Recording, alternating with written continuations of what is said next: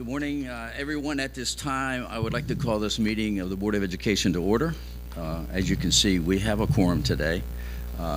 Mr. Ferrante will be with us shortly, as he is at a county commissioner meeting, and Mr. Gordy and Mr. Smack are not present today.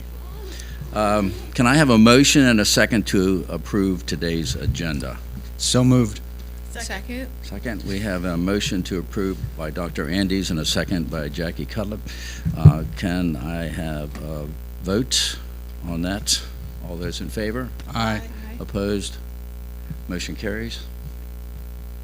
Can I have a motion and a second to enter into closed session under the General Provisions Act, Section 3-305B of the Annotated Code of Maryland for the following reasons. Section 3-305B1 to discuss the appointment, employment, assignment, promotion, discipline, demotion, compensation, removal, resignation, or performance or evaluation of appointees, employees, or officials over whom it has jurisdiction, or any other personal matter that affects one or more specific individuals. Section 3-305B7 to discuss legal matters. Can I have a motion and a second? Oh, nope, Yep. Hold on. We're good. Hold on, we're good. Okay.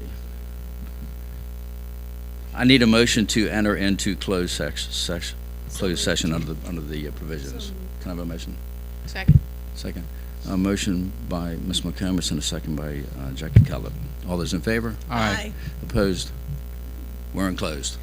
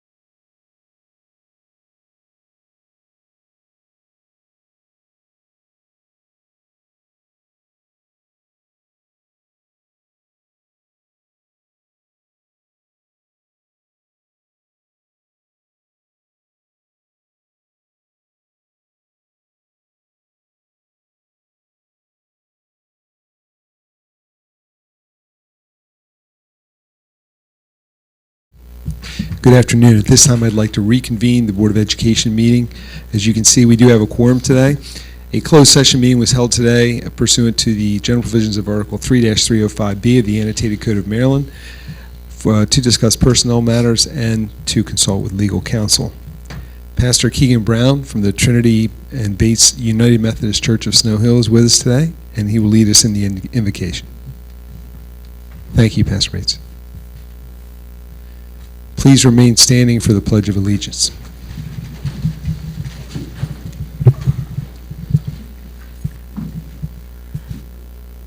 Let us pray. Gracious God, we gather today mindful of the responsibility that rests upon those who've been entrusted with leadership in our schools. As this Board of Education meets, we pause to acknowledge the decisions made this spring will have a lasting impact on the students, families, educators, and our entire community. We give thanks for these men and women who accepted this call to serve, and we ask to give them the grace to work together through difficult times and difficult choices. We recognize what's ahead of them with the budget cuts and that hard decisions will need to be made, and we ask that you just give them the discernment necessary to continue to build the strong community that they've built so far here in Worcester County. And Lord, we also, on this day, the last day of the school year, want to give thanks for the many lives that have been changed through education. And we celebrate those who are graduating with their high school diploma today through the Worcester Adult Education Program, and that they represent nations and cultures from across our globe. May their achievement remind us that education remains as a source of opportunity, hope, and new beginnings. And may their future be bright, and may you bless this next part of their life's journey. So as the school year comes to a close, guide this board in its work and strengthen them in their service. We ask this in your name. Amen. Amen. I pledge allegiance to the flag of the United States of America and to the republic for which it stands, one nation, under God, indivisible, with liberty and justice for all. Pastor Brown, thank you so much for being with us today, and appreciate your invocation. And now it's time for our meeting reports, and we begin with the superintendent's report. I'm going to turn it over to Dr. Wallace.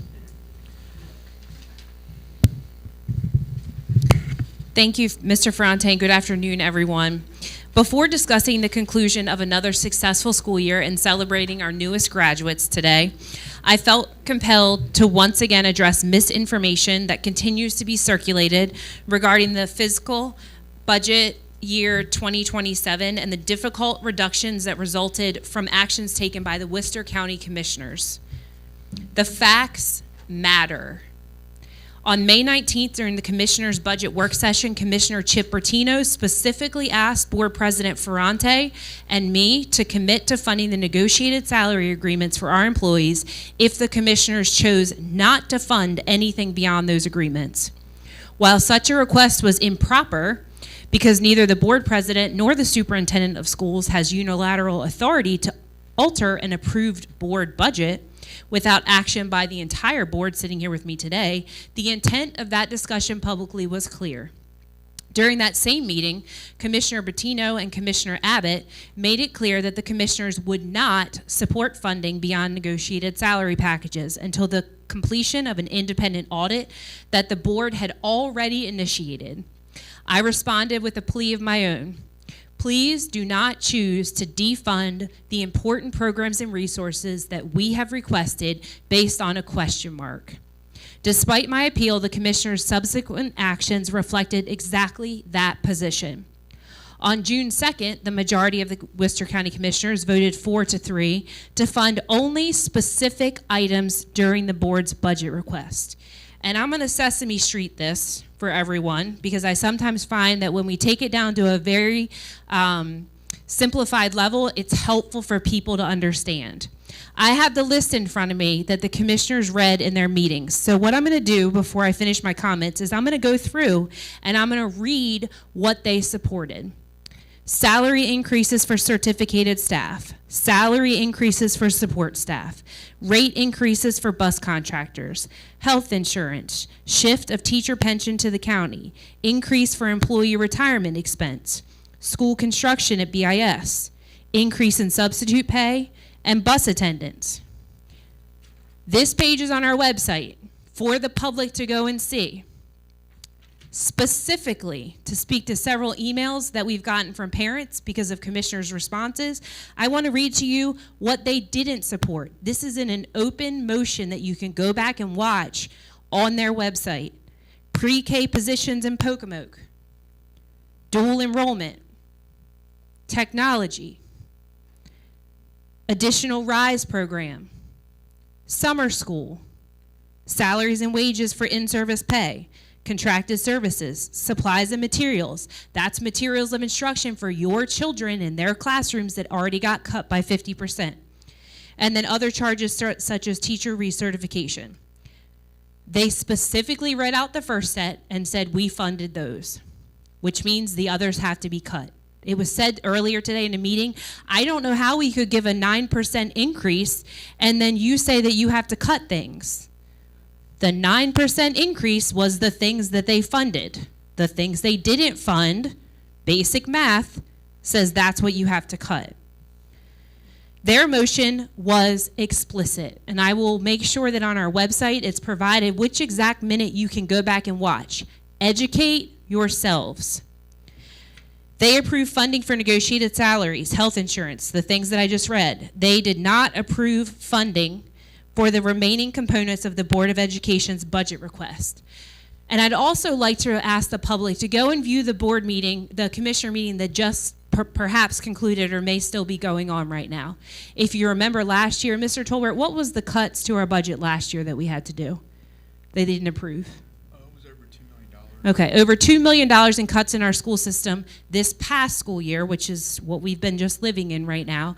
They just announced today that they have a $29 million surplus. Almost there. $29 million, and our school system budget for that last fiscal year was cut by $2 million. That leaves me a lot of unanswered questions. The distinction is important because they are purposely now trying to obscure these facts in emails back to parents. And I received many of them last night into this morning, into today, and I expect to have more. During the June 2nd meeting, Commissioner Abbott publicly challenged me and also didn't allow me to speak in response. By extension to the board, to honor the negotiated agreements and avoid reopening negotiations. The message was unmistakable. The commissioner majority expected the board to utilize the funding for their specific purposes that they read out loud. Again, do the math. If they don't fund the other ones, you can't have the other ones. You can only pay for what the money you got is. The following day, June 3rd, the Board of Education held a special meeting to address the funding shortfall created by their actions. I recommended that we honor the commitments to the employees by preserving the negotiated agreements. The board agreed, and I'm grateful for that, and adopted reductions necessary to align expenditures with the funding provided. The board also chose to preserve pre-K programs in Pocomoke, despite the commissioner in Pocomoke not voting for that. Those cuts to pre-K in Pocomoke would have had tremendous impacts on the students in the most vulnerable area of our community. And I know many of you out there are faith-based folks, and you probably share some sort of faith that believes that we have to take care of our most vulnerable people. And cutting positions, cutting opportunities for 3- and 4-year-olds in our most vulnerable area of our community just doesn't align with my values and didn't align with the values of this board, which is why they approved for us to make other cuts, including not hiring back an executive team position and just taking the jobs onto our own backs to make that happen for our kids and for our families. The board's June 3rd actions did not create the budget shortfall. Their actions addressed it. Unfortunately, we're now seeing attempts by members of the commissioner's majority to suggest that this board and the reductions affecting dual enrollment, summer programming, and other student services were made by this board. That is not true.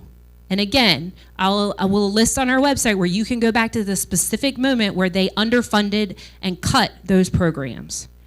It is simply not true for commissioners to be emailing people in our public and saying that this board, and I hope this board is frustrated, as frustrated as I am, with the fact that commissioners are spreading that around our community, that it was your fault that we made these cuts. The board did not vote to reduce these programs because it believed the reductions were good. The board was forced to identify reductions because Commissioner Abbott, Commissioner Bertino, and Commissioner Bunting and Elder voted against funding those items in the budget. Public officials are entitled to defend their votes. They're entitled to explain their reasoning. They're entitled to disagree with what we send, but stand on business. If you voted for it, be honest. This board stands behind the decisions they make. The commissioners, I would expect, I know this board expects, and I hope our community expects, if you make the decision, stand behind it. Don't then take it and throw shade on someone else, inferring that this board made those decisions. That is simply untrue. They are not entitled to rewrite the history that's been recorded and receipts kept online during their meetings. The citizens of Worcester County deserve honesty from elected officials. The educators, students, and families affected by this decision deserve honesty as well. If elected officials believe their vote was the correct one, they should stand behind it. They should explain why they did what they did. They should not attempt to shift responsibility onto others once constituents and voters begin expressing their concern. Accountability is not optional. It's a fundamental obligation to public service. Those who seek the privilege of serving another term should expect their constituents to hold them accountable for the decisions that they make and the consequences that those decisions carry. As we conclude this school year, however, I don't want the budget challenges to overshadow the extraordinary work that has occurred. And unfortunately, once again, here I sit in a meeting that should be just one big, exciting celebration of our most recent graduates and a great school year, discussing dishonesty and discussing decisions that were made when the $2-point-something million, Vince, exactly what was it that we were cut? 2.7 million. 2.7? 2.78 million dollars, when 2.3 of it, I believe, was put into a reserve. The money was there. Our community needs to know the money was there. They chose not to fund it. They did not have the money. I give Mr. Smack a lot of credit. Sometimes he's a man of few words, but when he speaks, those words are powerful. And he said when times were tough in Worcester County and we had to make cuts, we understood. Times were not tough. The money was sitting there. Do not be fooled. Because these are our kids. These are our kids. These programs support what we're here celebrating today in graduates. All of this money supports our community. And so today marks our final day of school for students. Despite the challenges we have faced this year, our teachers, our support staff, our administrators, our bus contractors, our custodians, our food service workers, and every member of Team Worcester have continued to place our kids at the center of this work. And I promise you that we will continue to do that regardless of the budget.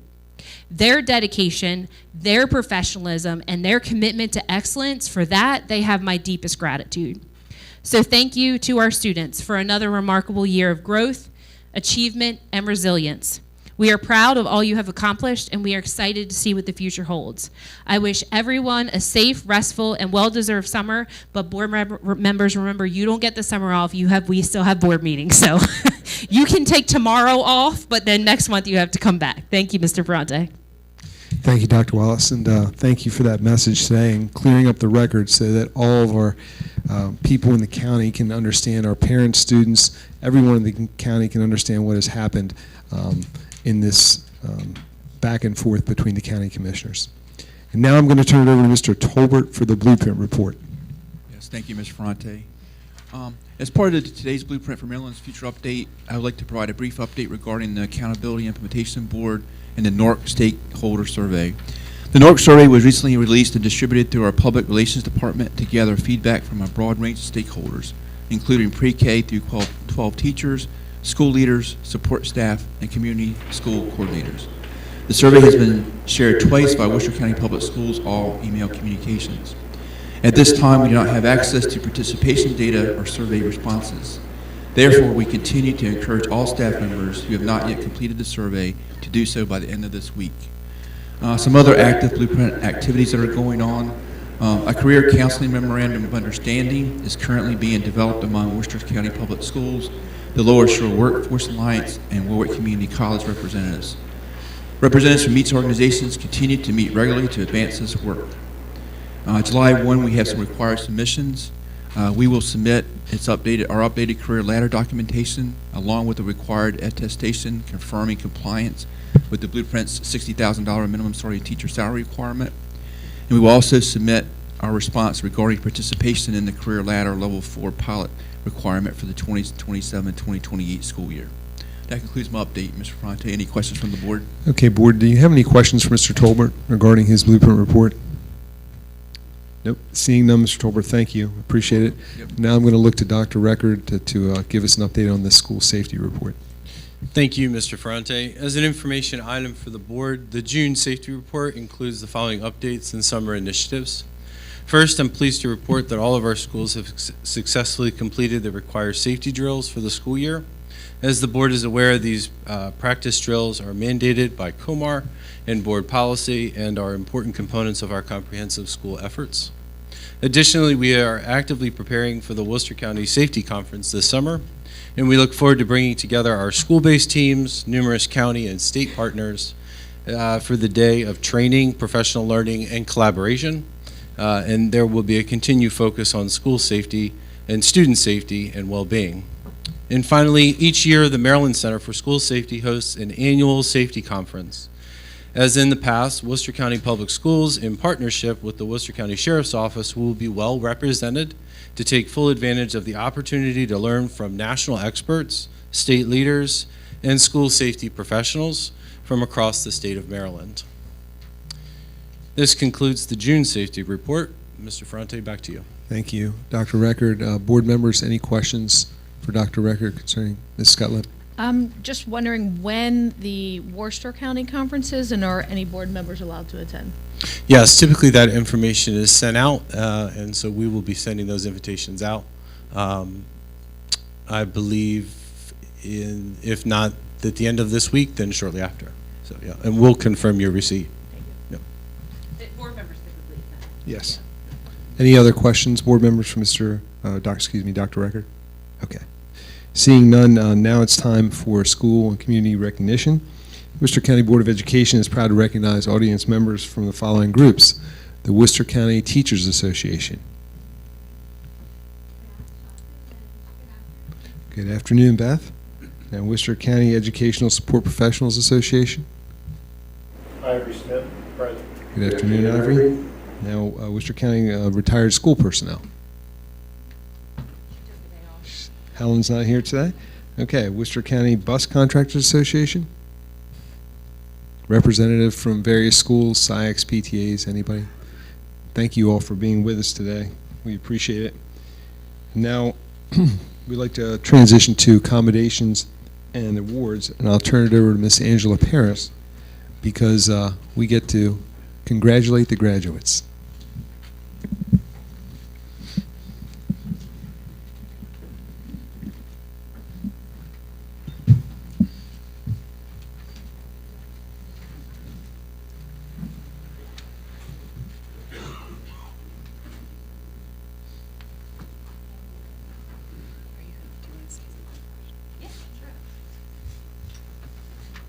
I first want to congratulate all of our graduates and their families.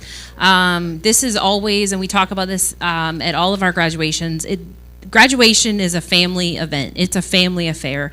Everyone has had a part in these graduates' success today, so I want to thank all of you. I also want to thank Angela Paris and her staff, who I know are also here somewhere. They're in the, there we go. I see some of them in the back there. They're hiding in the back. But I want to, on behalf of our graduates and on behalf of the superintendent and the board, I want to just thank you all for all that you do for these students. This program would not be successful without this lady right here. Am I right? Yeah, she deserves applause. So again, congratulations. I don't see if Mr. Ferrante wants to make a comment quickly or not quickly, however long you want to take. I'll be brief. Brevity is my specialty. I just want to say congratulations. It's an accomplishment that has long come. I know there's been a lot of hard work by you graduates to do this work, and it's really great to see you. This is one of our favorite times of year where you come before us and we get to see the fact that you've completed your graduation diploma. So congratulations again. I'll turn it back to Mrs. Paris. Thank you. I want to start today by thanking the Board of Education for their continued support of Maryland Labor's adult education program, and also want to extend my thanks to leadership. We also have two guests that are here today from Maryland Labor, from the Department of Labor of Adult Education and Literacy Services, Mrs. Grayla Renew.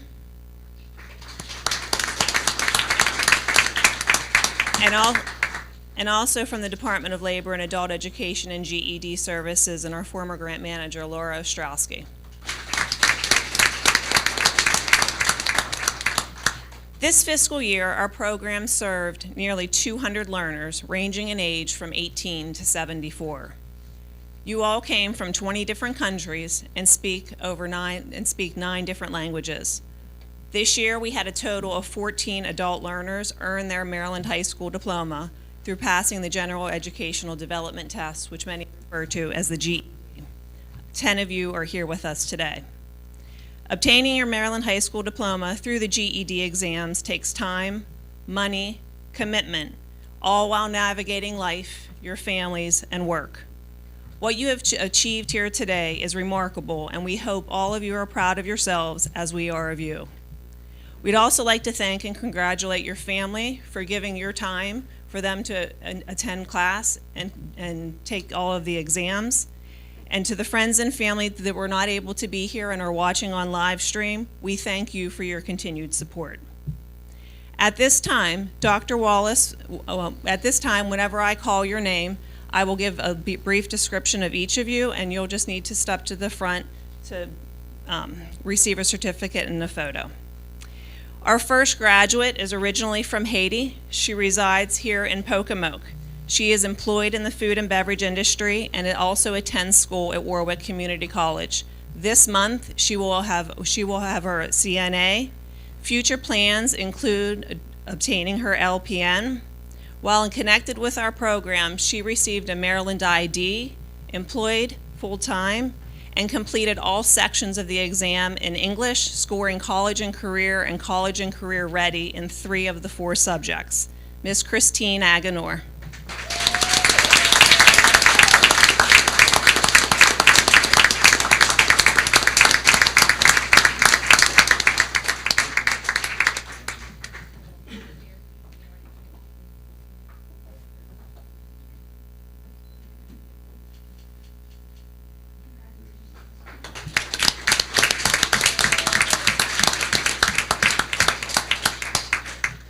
Our next graduate is from Mexico. She resides with her family and her husband Milton in Berlin. She works in the food and beverage industry. For those of you that know Tita, know that she says few words, not because of English, she's just Tita. When I asked her what she wanted us to say, she wanted me to tell everyone that she's happy to be here in this country. She's thankful for the opportunities that this country offers, and she's grateful for the dedication and the support to all the teachers that continue to connect with her all the time. She began her journey with us in 2014 in our English as a Second Language program. To date, she has over 600 hours of instructional time with us. She was part of our 4th and goal. Mrs. Tita Bermudez.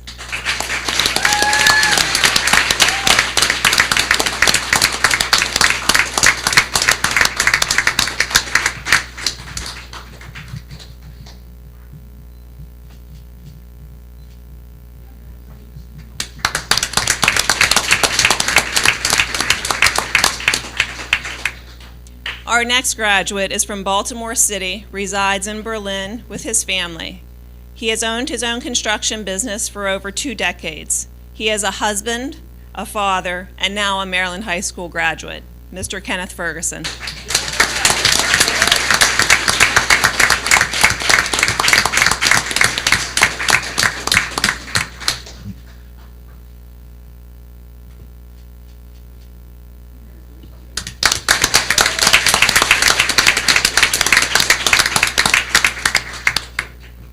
Our next graduate is not present. I believe he may be watching on live stream. He's originally from the Dominican Republic and resides in Berlin. He works in the hotel motel industry in Ocean City, and he attended our night classes that are available online, Mr. Albert Gill.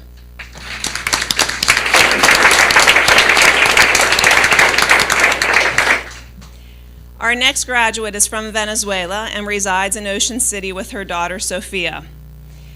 She is a chaplain, a musician, an educator, and a licensed health and life insurance producer in Maryland. She's originally, like I said, from Venezuela. She holds a degree in music education and hopes to now continue to obtain her master's in theology. She's a mezzo-soprano and a pianist. She is passionate about music, faith, and serving others. She had the honor of performing as an opera singer in major theaters in Venezuela, Colombia, and Peru. She's received awards for her singing as well as for her leadership and services. This graduation represents an important milestone in her commitment to lifelong learning, leadership, and community.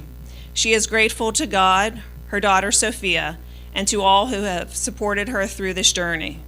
She was highlighted by Maryland Labor for her achievements and her resilience. This is Ileana Otazo.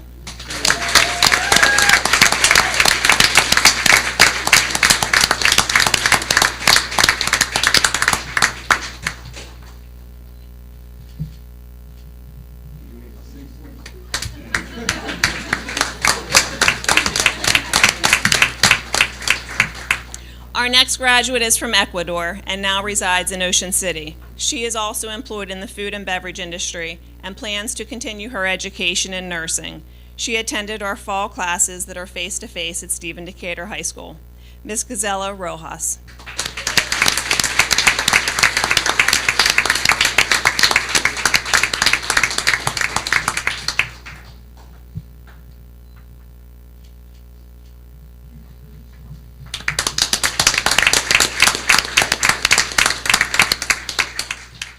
Our next graduate is from Snow Hill, employed in the food and beverage industry. We're just in the planning stages of her future. She obtained her high school diploma this past Saturday, June 6th, and was part of our fourth and goal. Miss Jenna Shockley.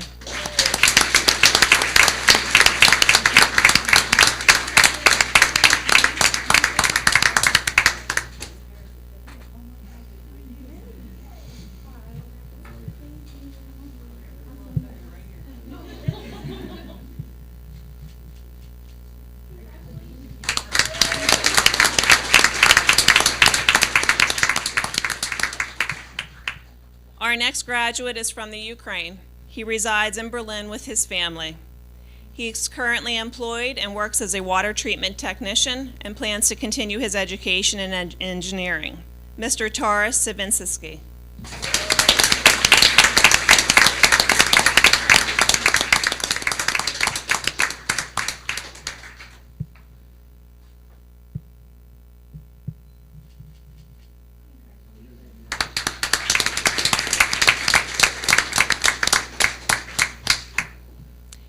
Our next graduate is from Turkey. When she was with our program, she lived in Ocean City and has now relocated to Salisbury. She works in the computer tech industry. Oslam joined our program in 2018 and worked through our English as a Second Language program and adult basic education along with TITA. In obtaining her Maryland High School diploma, she also became a United States citizen. She is a wife and a mother to two. Miss Oslam Tinji.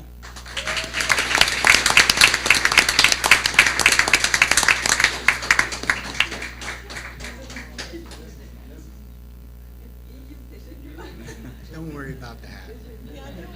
Don't worry about the cap.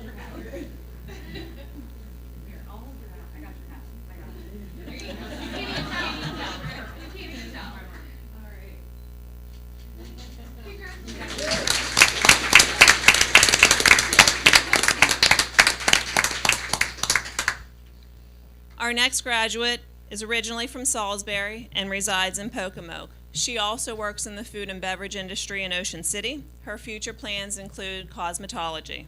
Miss Gabrielle Williams.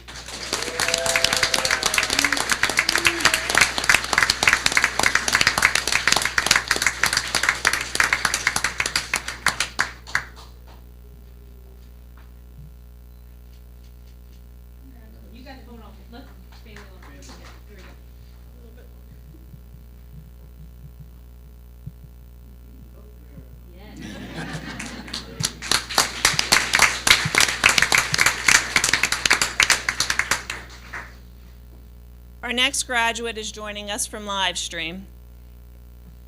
He's originally from the Dominican Republic and was living in Ocean City. He had just relocated to New Jersey, and has gained full employment in the transportation industry. His name is Mr. Christian Minyamura.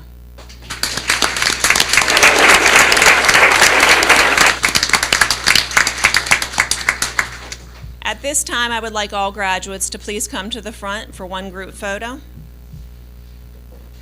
We'll do like 2 lines, taller in front and the back. If you're like me, you're in the front.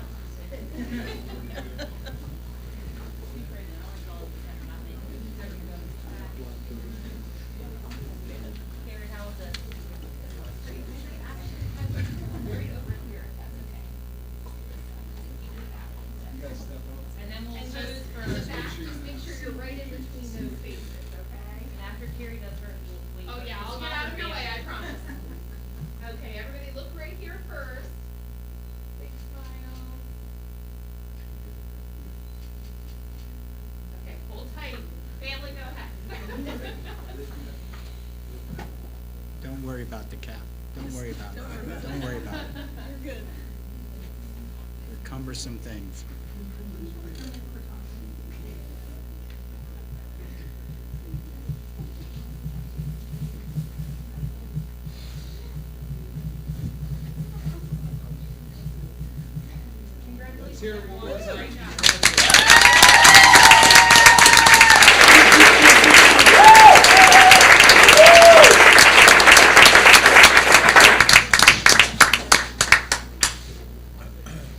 This now concludes the recognition portion of the ceremony. We kindly ask that guests exit through the rear, followed by the graduates. You're welcome to continue taking photos in the hallway or in front, and the caps and gowns and certificates are yours. Congratulations.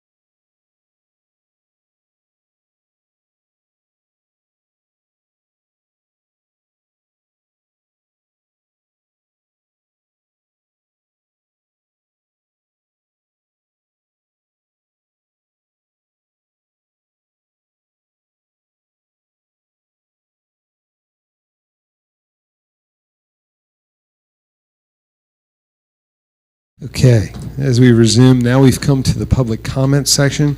All individuals who sign up to address the Worcester County Board of Education may do so for 1 or 2 minutes regarding information, commendations, or concerns which may lead to future board attention. Concerns that are specific to an individual will not be discussed in open session and should be directed to appropriate district personnel for investigation. When you're called to address the board, please state your name and address for the record.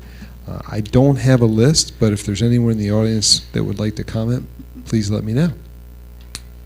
Okay, seeing none, we'll move on. And now, as the board has had an opportunity to review the consent agenda, does anyone wish to have an item pulled or from the consent agenda for discussion? And if they don't, let me know. If they do, we'll move that item out. And then I'm going to need a motion and a second to approve today's consent agenda. Motion. Okay, Mr. Smack, I have a motion. Do I have a second? Second. A second by Ms. McComas. All in favor? Aye. Any opposed? Okay. thank Mr. you. Fronte, may I just make a Yes. comment? Go ahead, Dr. Thank you Andes. very much. I wanted to thank the team that put together our facilities master plan. If you want to know anything about our school facilities, that 157-page document is extremely thorough, and it has information about capacities, the size, the attendance area, the date, the quality, so forth and so on, as well as projected additional development in our county. So thank you to the team for putting together that facilities master plan, 157 pages. I know it's a significant amount of work to do, and I want to express my thanks. It's on our website, so if you want information about our school system facilities, I would encourage you to go to our website to review it. Thank you. Dr. Andes, I just have one question for you. Were you able to read all 157 pages of it? Yes, I did read all 157 pages because I was looking for a mistake. And I did not find any mistakes whatsoever. So, again, thank you. Thank you, Dr. Andes. Appreciate that. Okay, as we move forward, we'll turn to the curriculum instruction report, and I'd like to turn it over to Dr. Record for that portion of our agenda. Yes, I am going to turn it back over to Dr. Wallace, who would be the best fit to introduce this dynamic duo. Yeah. Okay. So I'm going to introduce Dr. Tom Hamill and Ms. Jen McDowell, who are going to come and give you a presentation. We had asked for this presentation several months ago and had it on our agenda, and just things kept popping up. And so it's been, this originally was asked for because during a meeting with some Warwick officials, and in several public meetings, some of our commissioners had commented on college and career readiness and our students not being prepared. So I felt it was important for the public and for the board to hear specifics around this, because it seems like the conversation around college and career readiness continues to come up. So they've prepared an excellent presentation, and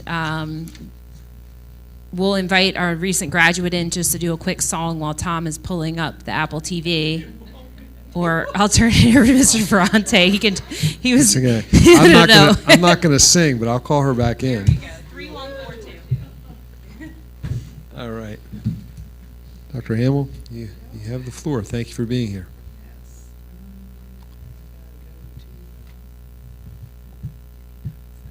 So, And Jen as well. Thank you.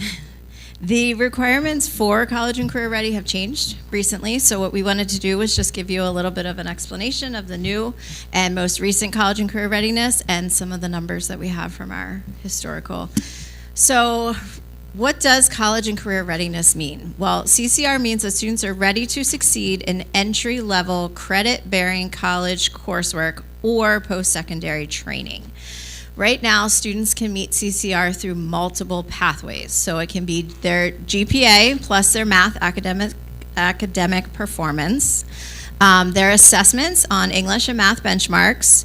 We do have some post-CCR courses, dual enrollment and dual credit. They can do advanced exams, AP or IB performance, and then our credential state approved industry credential. So we start at the end of 10th grade looking at our students.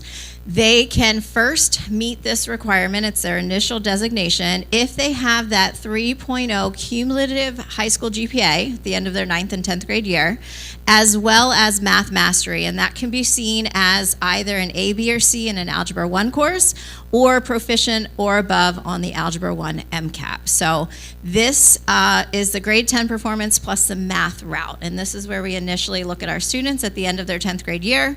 How many of these students have reached the CCR designation? If they have not reached it at the end of 10th grade in either of those two ways, they can also reach it by being proficient on the following assessments. They do not have to be combined in the same assessment, so they could be proficient on the MCAP ELA 10, but then they could have an SAT math score greater or equal to 530. The PSAT math, the ACT math, the ACT English, PSAT, they're able to use those scores, but they don't have to be the same assessment, if that makes sense. So if our students have not met it with the GPA and the math mastery, then we'll look and see at the end of 10th grade, have they met it with these assessments? Now, if a student is not CCR at the 10th grade, it does not mean that they're not ready, but it's now we have a next plan, a next opportunity for them to continue working towards this. So if they're not CCR at the end of 10th grade, we will create a CCR plan for success. The students will set goals and get support from their teachers and administrators. Once they've ended their 10th grade year, we will focus more on trying to get them CCR through their GPA at the end of 11th grade. They could pursue some dual enrollment courses, the AP exams, or the industry credential. So at the end of 11th grade, we will look at their GPA, academic success, just their 1 grade GPA. So if they didn't meet it in 10th grade, we'll look at their 11th grade GPA, and then that math mastery, the A, B, or C in a high school math course at any point in high school. They could also receive the CCR resignation by creating the dual enrollment or dual credit. So they would have to get a grade of C or better in a math course or N+ in ELA, science, or social studies to be able to get that dual enrollment CCR recognition. Now, at the end of 10th grade, if our students have already been designated as CCR, then they will choose one of these post-CCR pathways as well.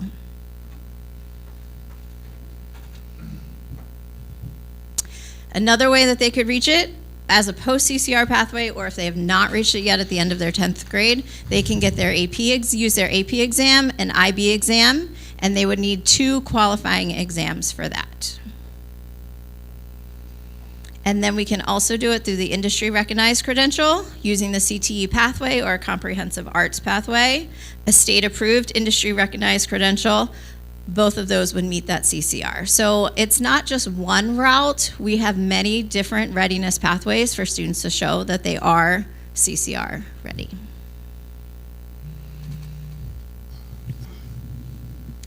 All right, so now I want to talk a little bit about, or a lot about, the role that CCR and college success play sort of together. Like, what does that mean? Those of you who have been around for a little while may remember CCR has gone through a couple iterations. One of the first iterations was a 1-page document that was like an 8-point font with about 15 different ways that you could be considered CCR. The state moved away from that to a strictly assessment-based way of identifying CCR, and then after having commissioned a research study, decided that they were going to add some criteria as well, and that's where we've landed on at this point. All with the idea, again, of being able to demonstrate that a student is ready for college or post-secondary life. So to give you a little bit of context for us, we are Worcester, all the way at the bottom there. To give you a sense, this is the 2025, class of 2025, their college and career readiness status by, this is race and ethnicity, and the next one has some other demographic groups. But you can see that Worcester, as in general, falls in the green up there. And then if you just look at all of our students, it was a 78.4% for that specific class. And again, if you were interested in looking at some of the different demographic groups, again, green to yellowish, depending upon where, and really the only yellow because we have one county that for that particular demographic group did really, really well, and it throws off the scale. Okay. So when we look at the past classes, so class of 2023 was one of the last classes on that assessment-only option. So they had to pass both the ELA 10 and the Algebra 1 assessment. And so in 2023, when that was the case, technically 4.89% of our students were considered CCR. Okay, I want you to remember that because I'm going to come back to that here in just a moment. And also, they would have taken those assessments during COVID. There's that too, yeah. Remember, because class of 2023, so you have kids who, were not. Yep. So once the newer standards began to be applied, class of 2024, 80.95, class of 2025, 78.4. Then we get to this year's class of 2026, I think at this point I can count the graduating the members of our graduating class of 2026 on one hand who did not earn CCR. So we should be up over 98, 99%. And this, I think that's great. So, we made a lot of progress in that area over the past couple of years, really culminating in what we have today. So I want to look back, though, at the class of 2023 specifically, because you saw that they had about a 5% college career readiness rate. You may be aware that we also are privy to a collection of data called the Clearinghouse data. And basically what that does is it gives us information of all of our graduates and what they did with regards to college. And it goes out for years and years and years. So, theoretically, I could go back and I could look at like last year's Clearinghouse data, and it will give me information from the graduates of 2018, right? So it will go back basically as far as, or go forward as far as it needs to, as long as the student is being enrolled in a 2 or a 4-year institution, we are able to see that enrollment happening, okay? We do not, unfortunately, have a similar mechanism in place. The Clearinghouse is a federal initiative, I believe. There is not a similar one for students going into the military, going into workforce, going into other post-secondary options. That's why this particular instance is just focused on college. So when we look at the class of 2023, we can see that they had a couple of different ways of going to college. Okay, there was this sort of traditional route, which was they started at a 4-year college, and of the group that went to college in some sort, that was about 43% of those students. Okay. Then we had the students who started at a 2-year and then transferred to a 4-year. I call that the Tom Hamill special because that's what I did. And you can see this is about 32% of our students, right? And then we had the students who started only at a 2-year, that was what they did. They did the 2-year Warwick experience and then didn't move on beyond that, okay? So right there, we had about 2/3 of that graduating class go to college and succeed in at least one semester of college, despite only 5% being considered college and career ready. Okay? I also want to just point out sort of the differences between these students as well, because there was a comment, I was in the audience, I don't remember when it was probably back this fall. Somebody came up here during public comment and they mentioned that, somebody from Warwick told me that, 95% of our kids need to have remediation courses, right? And it struck me as I don't think that's right, but I wanted to take a look a little bit deeper and why that, if that were the case, why that might be the case. And the simple fact of the matter is when you look at the kids who start at a 4-year institution, right? And this is, again, that's just class of 2023, you can see that their average GPA, average SAT math, and average SAT verbal are up there. Right? They are generally our higher flyers, right? That second group of kids on the Tom Hamill special, right? They're also, though, really strong academically when you look at them. 3.62 GPA, 526 math, 540 verbal, right? So we have two really strong groups of students, some that go to the 4-year, some that start at the 2-year.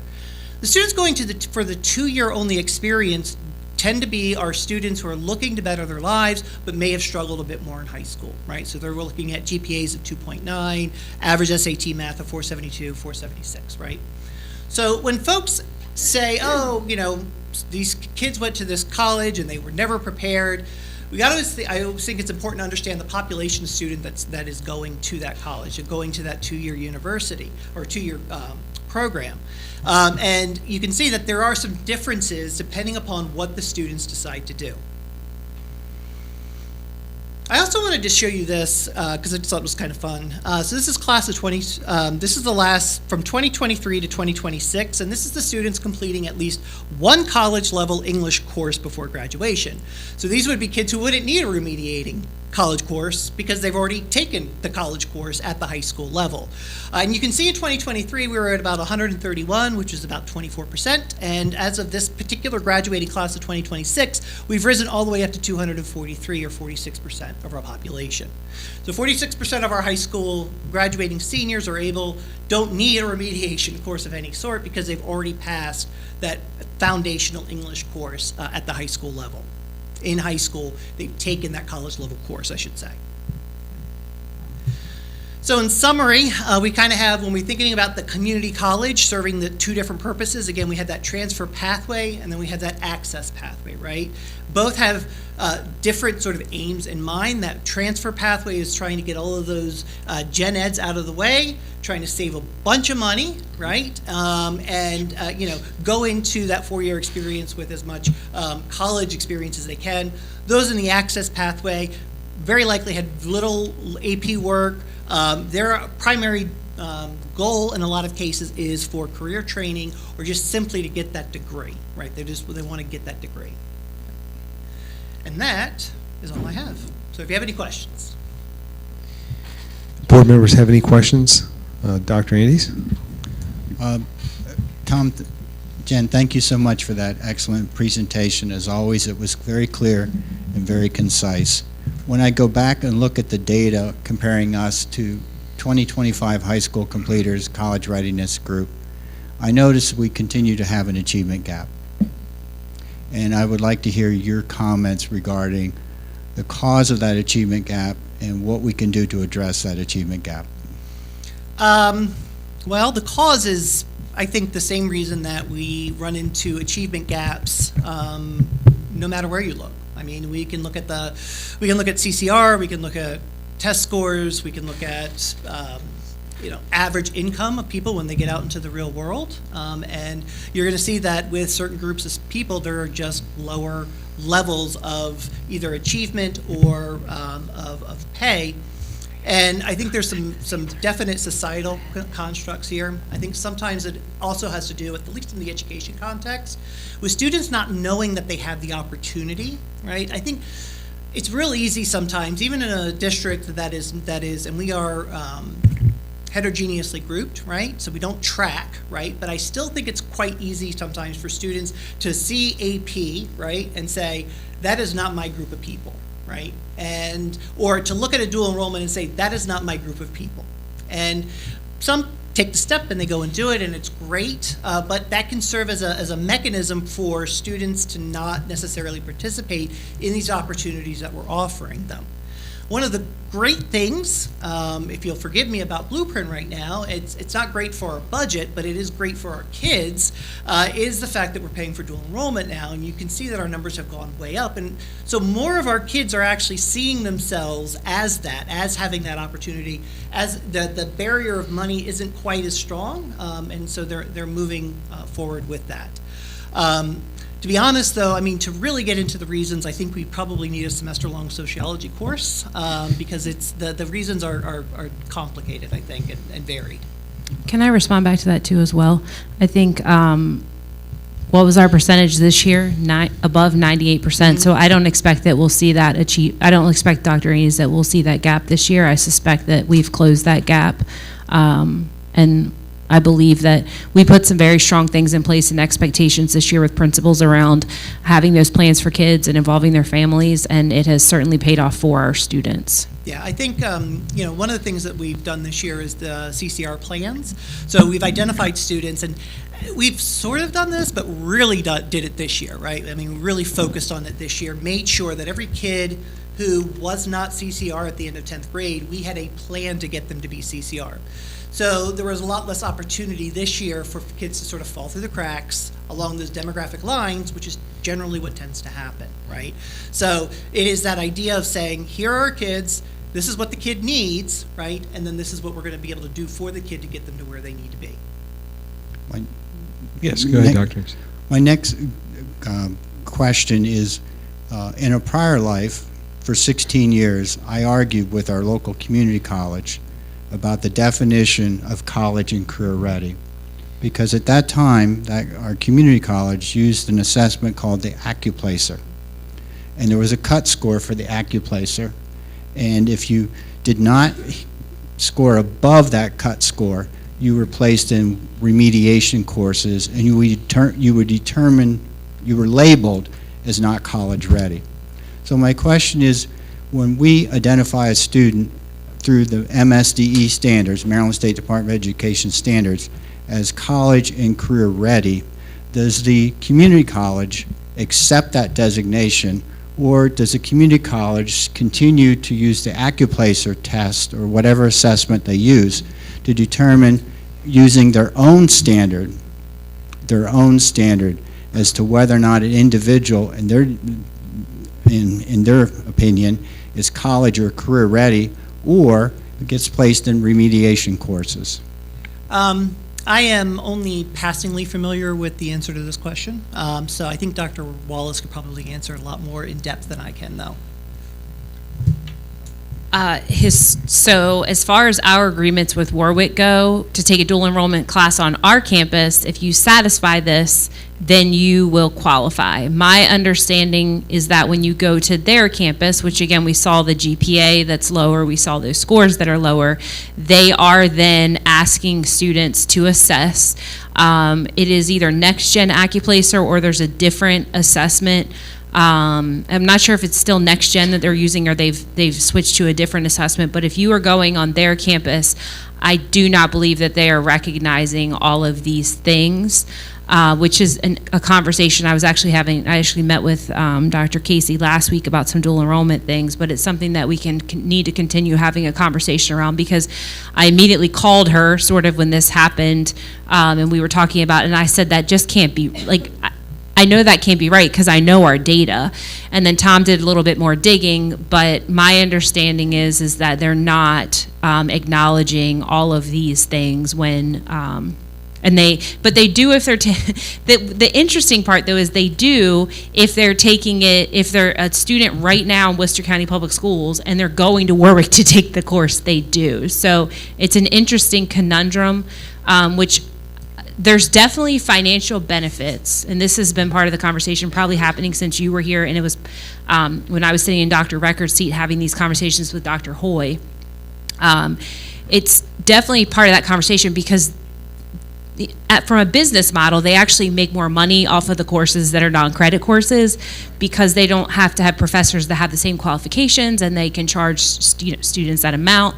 And so it's been, I haven't had any conversations with Dr. Casey specifically about that, but it definitely, you've brought it onto our radar, and we should continue those conversations. It would make sense to me that if the Maryland State Department of Education sets the standard for what's college and career ready, and a student meets that standard, they should be automatically placed in credit-bearing courses at Warwick Community College or any community college in the state of Maryland and not have to take any remediation courses.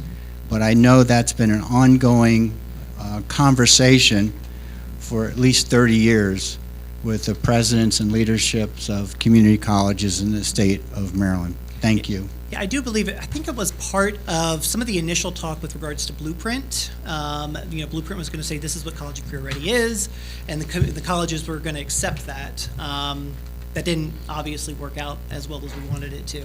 I will say too, though, if a kid comes in with us, or they're a student of ours, they take Fundamentals of English 1, right? They pass it. They're not going to get put in a remediation course, right? It's one of the nice things that if they can get that experience here, they can show success here, and they do, but in large part, show success, especially when they take it on our campus. They can go in without having to worry about possibly being placed in remediation courses. And our next goal for that is that every student graduating from Worcester County Public Schools has taken a dual enrollment course. We have one school that's very, very close. I was trying to get information so I could give it to you of how close they are, but we have one of our high schools that's very, very, very, very close to having that. But that's sort of our next goal on the horizon, because like Tom said, that then eliminates that issue completely. Yes, Jackie, go ahead. I have a couple questions. I think Dr. Andes might have hit on one of them already, but I was going to ask it just in case. The slides you were showing that were like the options, requirements, that's a MSD, that's predetermined. That's not a Worcester thing, that's a them thing. Correct. And from what it sounds like, they changed that a lot recently. Well, Yeah, I mean, yeah, really, it's probably, I think, let me think about this, 2015-ish was probably, I think, one of the original iterations. They did that for 4 years, 3 or 4 years. Then they switched to the assessment-only model. This was, I think, right around the time that we went away from Park and went to MCAP. And then they, 4 years ago, commissioned a study that actually looked at a lot of other districts and a lot of other students and looked at our students and said, what are our students doing? What did they do in high school? And then from there developed recommendations based upon that study for what we have now, for the structure we have now. Okay, thanks. 2 more questions. Which one is their favorite option that you see them taking the most, if you can, I mean, if you know? And then just lastly, I don't know if this is a you question or maybe a Vince, how many kids total between the 3 high schools utilized this last year? Do we know that? Total, like a number, like 330 kids took a class. Took a dual enrollment course? Yeah, last year.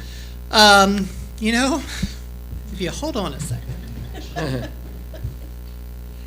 We'll go with you, Jen. Do they have It a was favorite? 538 kids, Jackie. How many? 538 students took advantage in 25. They were busy today. I texted you this morning. Yes, so. they were. 538. Yes, ma'am. Okay.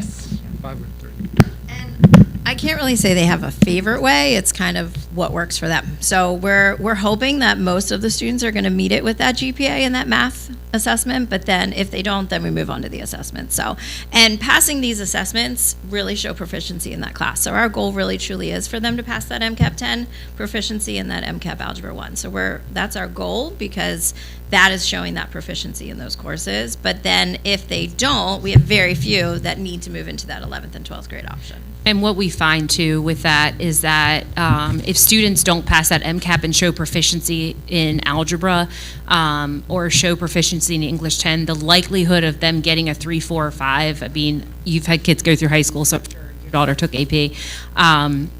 Those assessments those AP assessments are extremely rigorous. So we don't really see a whole lot of students that grab on to that AP option. We don't offer IB, so that's an option from the state, but we don't offer IB courses. So definitely, it isn't really picking an option. It's sort of looking at, we have each individual student isn't there, what's their best path, reassess them, or GPA, and possibly sometimes that dual enrollment will play in. I would say we have a couple kids who get that dual enrollment course, take that dual enrollment, and that makes them CCR, but it's mostly GPA and reassessment. It's rarely AP.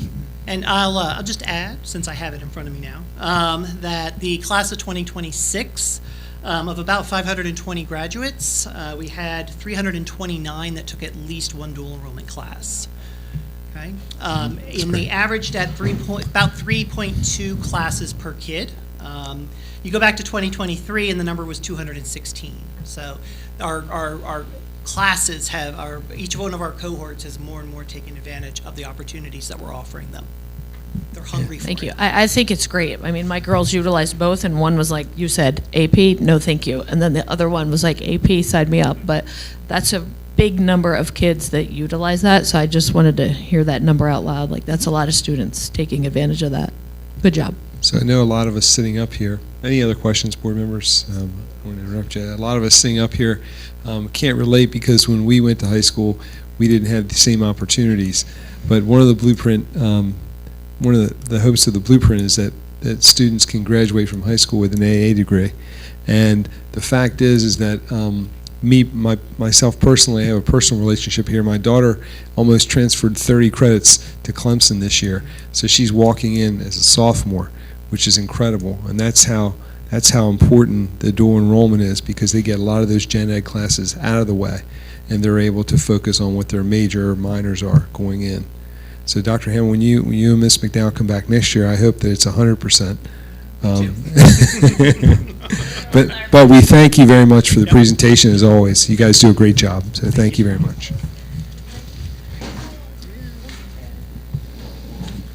Okay, now we're moving forward, and I'm going to bring up that was the curriculum instruction. So now we're going to have the IQ presentation. I believe personnel. Personnel exhibit, I'm sorry, I'm going to turn over Mr. Tolbert first for the personnel exhibit, then we'll have the IQ presentation. Yes, sir. Thank you. The following personnel actions are presented for the board's review and approval today. New hires: Tanya Area, Educational Assistant, Pocomoke Elementary School. Stephanie Baines, Educational Assistant, Ocean Salem Elementary School. Aaron Bendler, Float Nurse, 260, Central Office. Audrey Bryce, Teacher, Art, Snow Hill Middle School. Katie Farrell, Literacy Coach, 198, Pocomoke Elementary School. Elizabeth Neer, Teacher, Grade 4, Snow Hill Middle School. Summer Patey, Teacher, Elementary, Shao Elementary School. Chelsea Sharp, Teacher, Physical Education and Health at Pocomoke High School. Shariah Spence, Teacher, Elementary, Pocomoke Elementary School. Frank Striplett, Teacher, Social Studies, Stephen Decatur Middle School. Jenna Williams, Educational Assistant, Shao Elementary School. Samantha Wunderlich, Educational Assistant, Shao Elementary School. The following separations: Brenna Como, Teacher, Music Chorus at Stephen Decatur Middle School. Jonathan Hillman, Teacher, HVAC, Worcester Technical High School. Sarah Powell, Teacher, Social Studies at Snow Hill Middle School. Emily Strickland, Educational Assistant, 101, Stephen Decatur Middle School. Brian Van Dyer Bullenbrook, Teacher, Music and Movement, Pocomoke Elementary School. Brita Williamson, Teacher, Health, Pocomoke High School. The following promotions: Jocelyn Brittingham, Teacher, Grade 1 at Buckingham Elementary School. And Cicely Sass, Secondary Literacy Instruction and Implementation Coach, Central Office. The superintendent recommends approval of the personnel exhibit as presented. Thank you, Mr. Tolbert. Can I have a motion and a second to approve the personnel exhibit as presented? Motion. A motion by Mrs. Codlip and a second by Mrs. McComas. All in favor? Aye. Any opposed? Okay. Thank you very much, Mr. Tolbert. Now I'm going to move to Mr. Genovese and Chris Shenton. They're going to present a contract award for Incident IQ.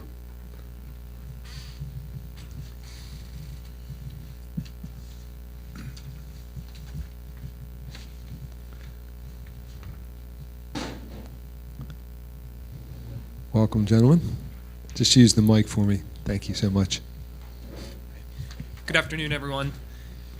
We're here this afternoon to review a proposal for one of the systems that we use to replace several of the systems that we use.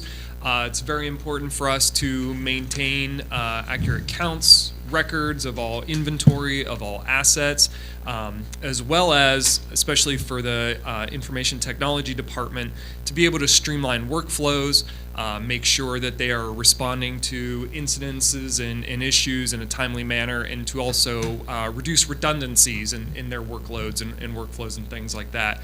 So we constantly monitor these systems to make sure that not only are we utilizing the best system or the system that best fits our needs, but also we are using systems that are fiscally responsible. This led us to Incident IQ. Incident IQ is a group of platforms that control various aspects from workflows from like help desk tickets. So for the technology department, when a staff member is experiencing an issue, whether that is with equipment, software, whatever the case may be, for the technology department to be able to respond to those requests and those incidents in a timely manner. They also include several other products that involve asset management and tracking systems, as well as some more advanced workflows. We received a proposal. We talked with several different school districts in the area that utilize Incident IQ. We wanted to kind of get some feedback on how they felt the system worked, how it met their needs, and if it would meet our needs as well. We got several demonstrations including with some folks with the finance department to make sure that we were looking at all aspects of the programs and everything that they were offering to make sure that it would fit not only within our budget, but again, serve those needs. So the proposal that we have seen would we are going with, or we are trying to go with Incident IQ to replace not only our current help desk system, which is currently used, we utilize the Zendesk platform. We also have a current asset management system, which is called Frontline. We would be kind of terminating those services and using the funds that we are using to pay those currently to cover the cost of these new systems, or the new system that we would put in place. So what we are looking at for Incident IQ, and I believe there's some documentation there for you, we've received a 3-year proposal, a 3-year cost proposal. The total 1-year cost is listed there. It's listed on the information, but it totals $37,598.04, which also includes a one-time first-year implementation and setup cost. So we would work with this company. We would work with Incident IQ to take their platform, tailor it specifically for Worcester County Public Schools and the types of work that we do, so that we can maintain it, and make sure it's utilized, fitting our needs moving forward. So obviously, after that first year, that line item, that cost falls away, and then just goes into a more flat, predictable, recurring cost.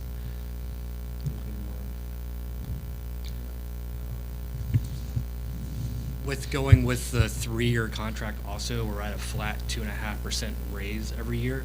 So if we didn't go with that, it would have been more of like a 5% increase over. So that's kind of why we also looked at the 3-year contract instead of doing a 1-year contract going forward. Okay. Board members have any questions? I have a question for you. First of all, what do you know what the previous cost of the software that we currently had was? What was that costing us per year? The cost that we have right now for the ticketing and the inventory management it's pretty much identical. It's about the same. I think the inventory management we have is $15,000. I think now we're dropping down to 11. So we are saving money there. Okay. So with the whole implementation, everything that we were not going to be using now, we would have paid for minus like $2,000, but with the cost that we've been saving now for the IT, like how we've been cutting costs with turn off things that we don't no longer use or switching to things that don't cost as much money, we're able to then make up that difference for that first year contract. Okay. And how long have we had the previous software? How many years? We've had Zendesk now since 2020. Okay. So it's been about 5-6 years for that, and Frontline is 3 years. Frontline is 3 years. Okay. That's all my questions. Ms. McComas? The ones we have now, Mhm. sorry, can they quote unquote talk to each other? So Are that's kind of why we're also looking at that. The one we have now, the help desk does not talk to any of our Okay. systems. The inventory management only talk to one of ours. We have 2 mobile device managers, one that does our iPads and one that does our MacBooks. Incident IQ will then talk to all of them. Thank you. So it will be more automated to where we don't have to constantly go in there and update it manually, so that saves man hours. Right. And then this will allow us to be having the most up-to-date, which we already do through our mobile device managers, but this allows us to print out something in case, for auditors and everything that might come to us saying, hey, where's the inventory? Here it is, and it also keeps track of what it is. Thank you. Yes, Ms. Question, hi, how are Keller? you? 2 questions. Is the goal, I hear that it's like a system thing, but is the goal eventually to eliminate one of your IT people with this new system, or is this a helper? And then the second question would be, do the IT people, are they going to love this? I know sometimes things get changed and people don't really like it. Like, are they going to love this? So it's not going to eliminate anybody. It's more for a flow. So, if you're not, so it helps with productivity. So if we don't have a help desk ticket system, you wouldn't be able to know that for Mr. Smack has an issue. He would have to tell somebody. And then that could, if he has planning at 2 o'clock and it doesn't get till 2 o'clock until he has it, but the problem's been there since 9, it really doesn't get fixed and probably till the next day. Okay. So this will allow you, if at that time you're having the issue, you go on, put in the help desk ticket. This system will allow you to just be able to click if you're having an issue with your MacBook, and then it already knows what you have. So the basic information that we need in order to better help you will already be in that system. Yeah, and I'll just add, it'll also, again, it's not meant to eliminate or anything. It is solely meant to replace, kind of take advantage of systems we already have in place. But what we liked about this system and where we will see the savings is in time and manpower. One of the nice things about this system, it'll allow for the information technology department to prioritize issues. So if they see, if there's X amount of issues coming in from school A, if they see that, yes, there are issues, but we have much greater need at school B, they know that they can divert their time there and then get back to those issues when they have a chance. So it kind of eliminates, like we kind of said, eliminates some redundancies and allows them to prioritize so they are making the most efficient and best use of their time and helping people make sure that everything is working as they expect it to. Okay, thank you. Any other questions? Okay, I think the superintendent recommends approval of this contract, so I'm going to ask for a motion and a second to approve the Incident IQ contract as presented. A motion by Ms. McComas, Second. a second by Mrs. Cutlip. All in favor? Aye. Any opposed? Gentlemen, thank you so much. Thank you. Appreciate it.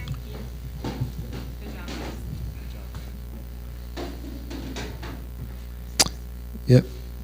And now we have a 9.3. We have Mr. Cook, or actually Sam is here. Mr. Slacum is here. He's going to present the Berlin Intermediate Architectural and Engineering Services. Mr. Slacum, welcome. Good afternoon, everyone. On May 6th, Worcester County Public Schools released a request for proposals for architecture and engineering services for the new Berlin Intermediate School. On May 16th, we conducted a walkthrough with 4 interested parties. We had a deadline of May 22nd for submission of proposals for the architecture and engineering services, and we received 7 on that date. They were evaluated by Mr. Tolbert, Dr. Cook, and myself, and we recommended 3 firms for interview on June 5th. They were Becker Morgan Group, Crabtree Rohrball and Associates, Grimm and Parker Architects. The selection committee was extremely impressed with the qualifications, experience, and professionalism demonstrated by each firm, and all 3 firms presented innovative ideas and strong commitment to educational facility design. Following the interviews and committee deliberations, the selection committee unanimously recommended Becker Morgan Group to provide architectural and engineering services through the construction phase for Berlin Intermediate School.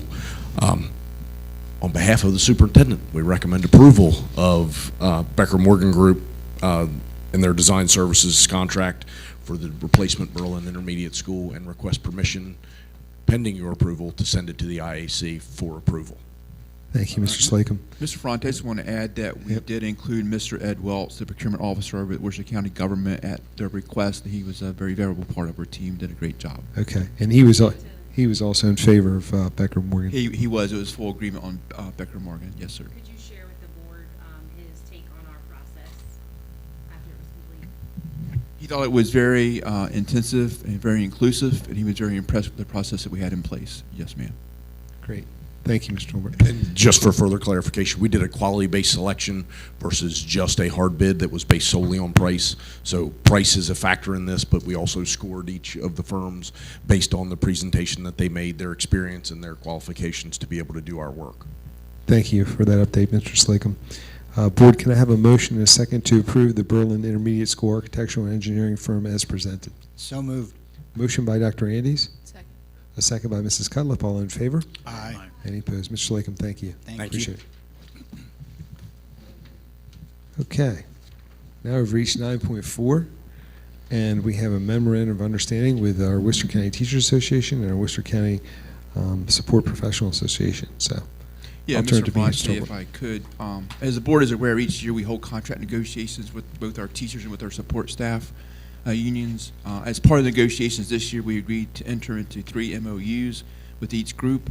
The MOUs are related to establishing summer school pay rates for this summer, clarifying how leave is accrued for certain employees required to work additional days, and agreeing to form a work group to review leave and possibly bring back some recommendations to the full negotiations teams next year.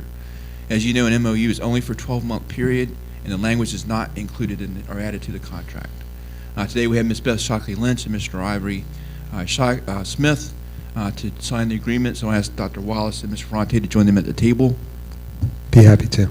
As we're moving towards the table, I just want to share with the public and with the board. I was not a part of the negotiating team this year, and we've had some transition period, and so we're signing those MOUs today. But I have had discussion with my team. I've met with our school nurses. Actually, Mr. Ferrante and I had a conversation about school nurses yesterday, as well as Lauren Williams and Amanda Underkoffler, who oversee that department. And we will be putting together a work group on salaries for them. That's outside of the MOU. That's just something that we are doing, but typically we would sign an MOU for that.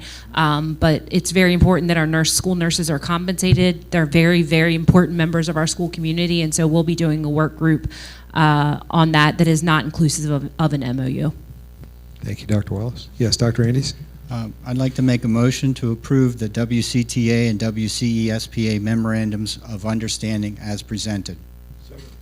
I have a motion by Dr. Andes and a second by Mr. Smack. All in favor? Aye. Any opposed? Thank you. We'll come down and sign.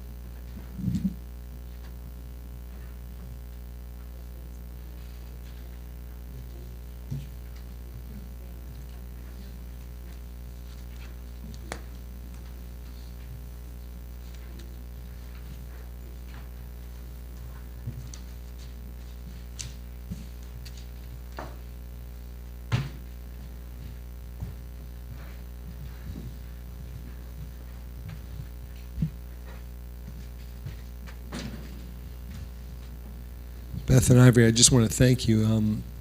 It goes without saying that the working relationship that we've had over the years has been wonderful. It's not like that in every county in the state of Maryland, but we have a great working relationship, and we hope it continues, and we thank you for your support. Okay, now we're going to move forward to, okay, we had that. Now we have policy revision, the social media policy. And I know we had legal work on this, and Heather, I don't know if you want to bring it up or you want to start the discussion.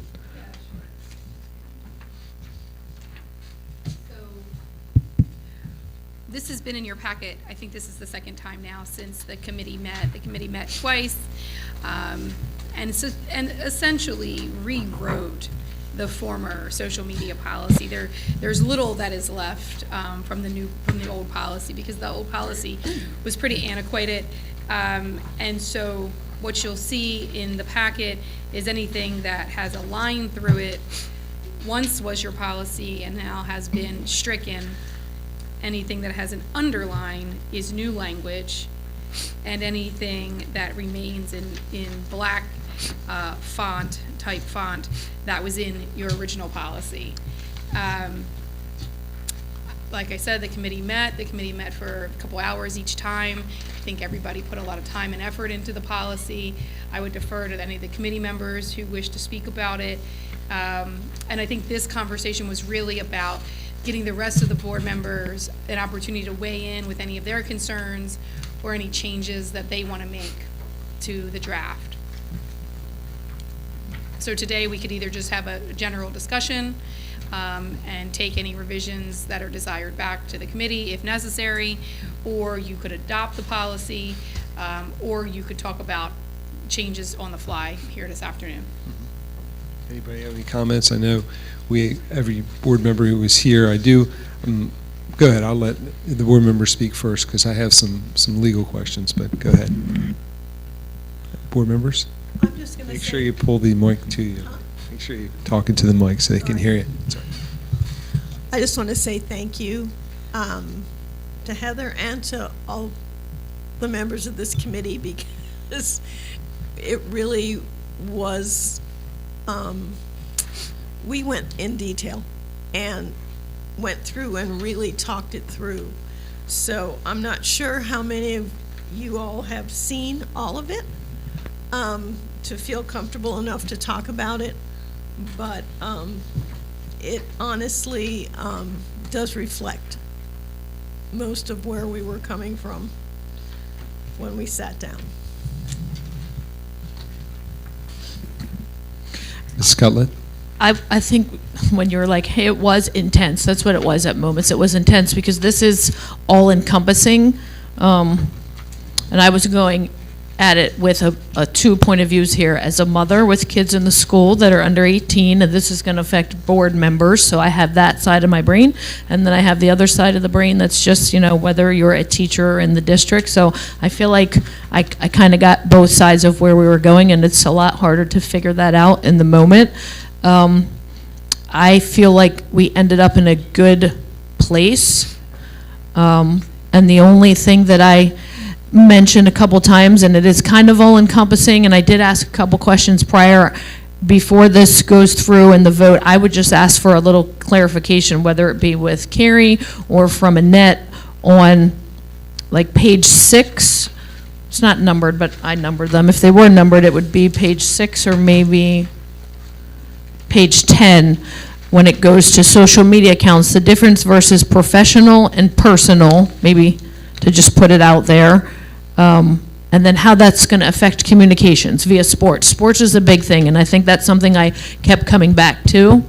And then also the posting and sharing what we decided. I don't know, are we just going to vote on this, or are we going to put it out there? Well, I think we need, Yeah. I do want to point out, there is, and I mentioned this, I thought, last time, but maybe I didn't. We do have this one section, and it may be part of 3D. It may be part of what you're addressing, Jackie, is on B1, you'll see in your packet, there's a highlight. And I know we mentioned this in some small way, at least. The only thing the committee couldn't quite decide on is whether we would say employees should not author or employees should not share or author. And we decided to leave that to the broader body to discuss. So that one does need, because the committee is I think, mixed about what they wanted. So that one definitely needs discussion today, and I don't think that one can be addressed by the committee alone. But Ms. Cutlett's other question might be able to be addressed by Carrie or Dr. Wallace. Yeah, so your first question talks about the difference between a public and a private social media, was that what you were saying? Yeah, I just, for all the teachers out there that are wondering what we're possibly about to vote on and how it's going to affect them, because essentially like the first 4 pages of this are really stricken. Like Heather said, it's a whole new thing. So what will be acceptable for them, just so they can kind of hear that in advance? As far as a personal versus a professional, or you just mean just in general? I think we need to go through the policy first before we talk about like implementation. Is Well, that, I or think- am I missing the question? No, I think this question did come up in the committee a little bit. I think there's a lot of different things. I think for some of us who don't know the daily interaction by which social media platforms may be used in a school system, I understand that Ms. Cutlip's question might be, for example, and this is just my example, I'm not suggesting it's hers, but if there is a basketball coach and he or she has group texting or a group Facebook page or a group communication methodology, is that person allowed to keep doing that? Or does that really fall under professional use? And if it falls under professional use, should they follow the policy relative to professional use? Okay. So we are going to be rolling out new ways that is an expectation of communication in our school district between coaches and students, teachers and students, teachers and parents. We'll be rolling out something, and the community will hear more specifically about that, and that will be our expected mode of communication. If they do have a school page, that has to be, Carrie has to have that cataloged and a password, and we should not be using that. This social media should not be the way we're communicating. So it's almost like two separate conversations I see, because communication should not be existing on social media. It should be existing on the appropriate channels that we will be establishing specifically when we finish our homework and our research, and we make sure that the platform that we expect is, and we'll share that when that becomes appropriate to share the specifics of that. Because communication and social media are not, they shouldn't be the same thing. Communication is going to be communication.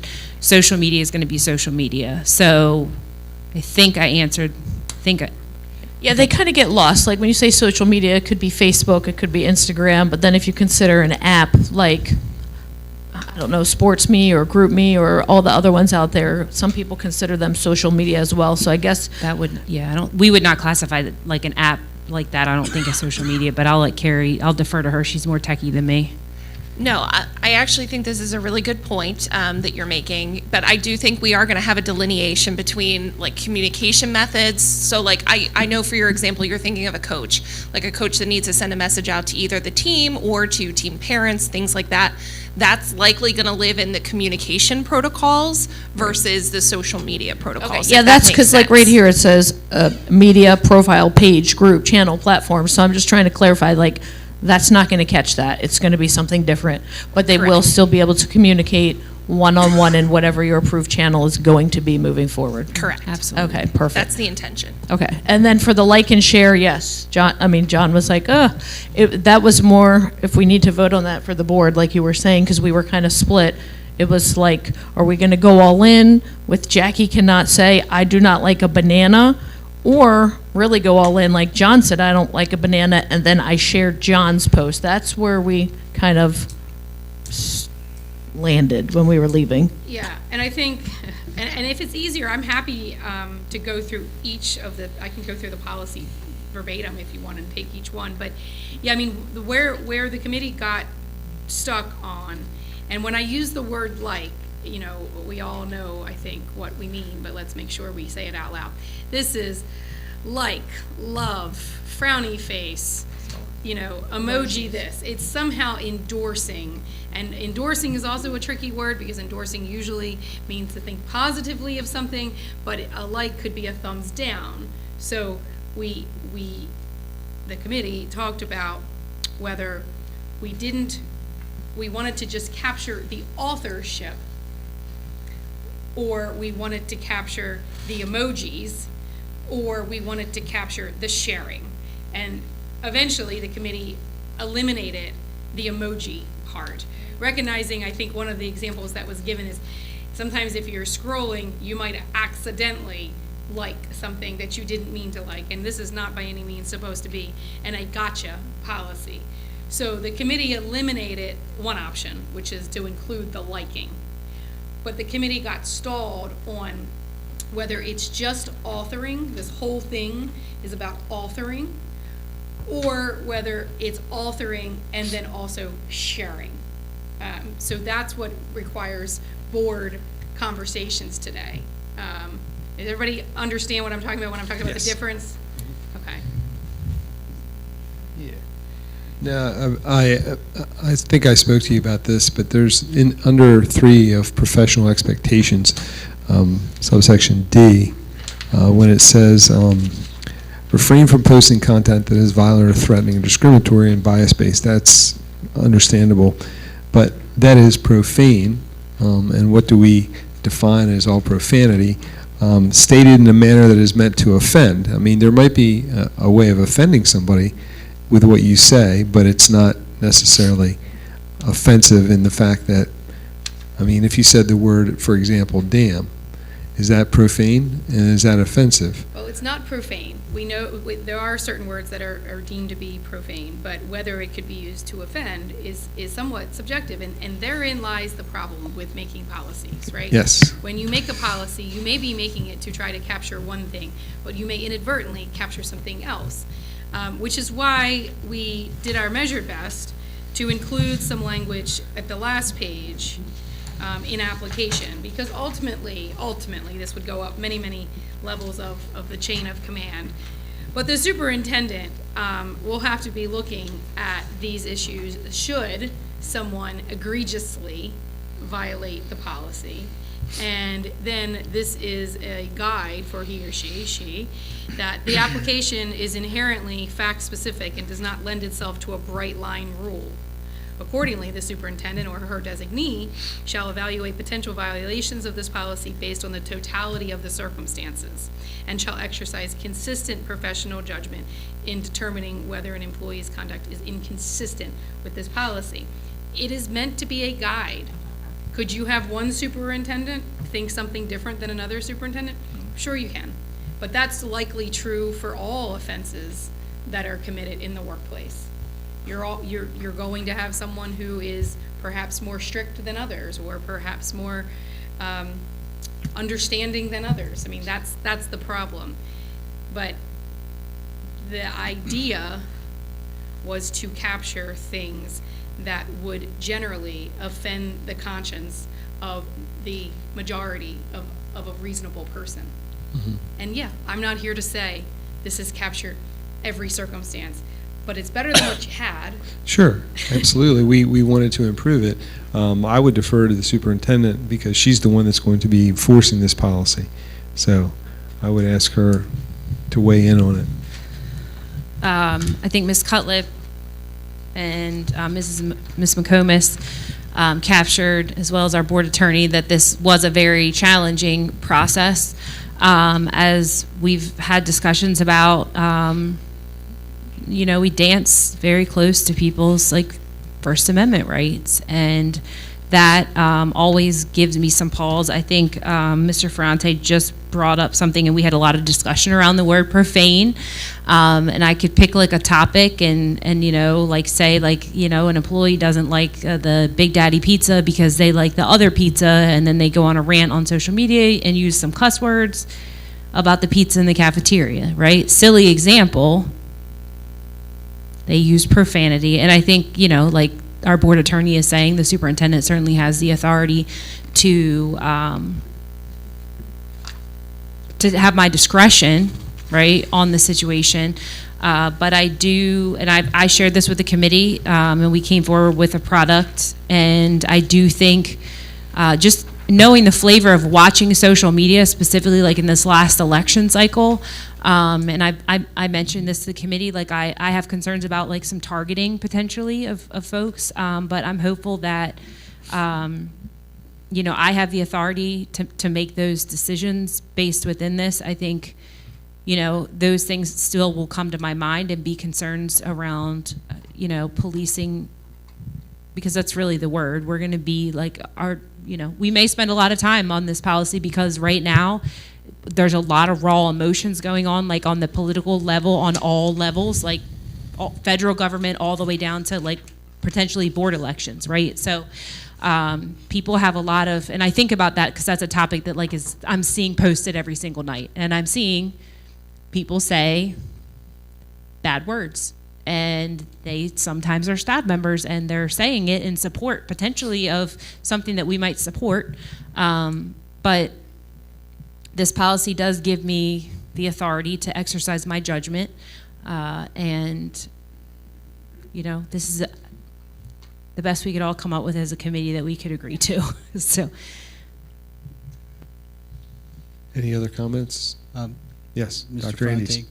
Franti, first of all, I want to thank the committee members. I served on the committee, board members Ms. Cutlip, Ms. McComas, myself, especially thanks to Ms. Stansberry, as well as the superintendent and Carrie for serving on the committee. The intent of the policy, and we have a policy. This is a revision to the existing policy. The intent of the policy is not to take any First Amendment rights of speech away from anyone. The intent of the policy is to set some guardrails, parameters, whatever phrase you want to use, to help our community understand the expectations of people who work for Worcester County Public Schools. That's the intent. And if you look at B under 3, it lays out or identifies the following conduct shall be prohibited. And it specifically identifies what conduct is prohibited. And that did not exist in the prior policy. So what we tried to do was to identify conduct that would create concerns for Worcester County Public Schools. Because as an employee of Worcester County Public Schools, we're viewed as representing our school system. So whether we're on social media, personal, professional, whatever happens to be, our conduct is being viewed by our community. And our community holds us to a high standard. So again, the intent of the policy, the revision to the existing policy, is not to infringe on anyone's First Amendment speech rights. That's not the intent.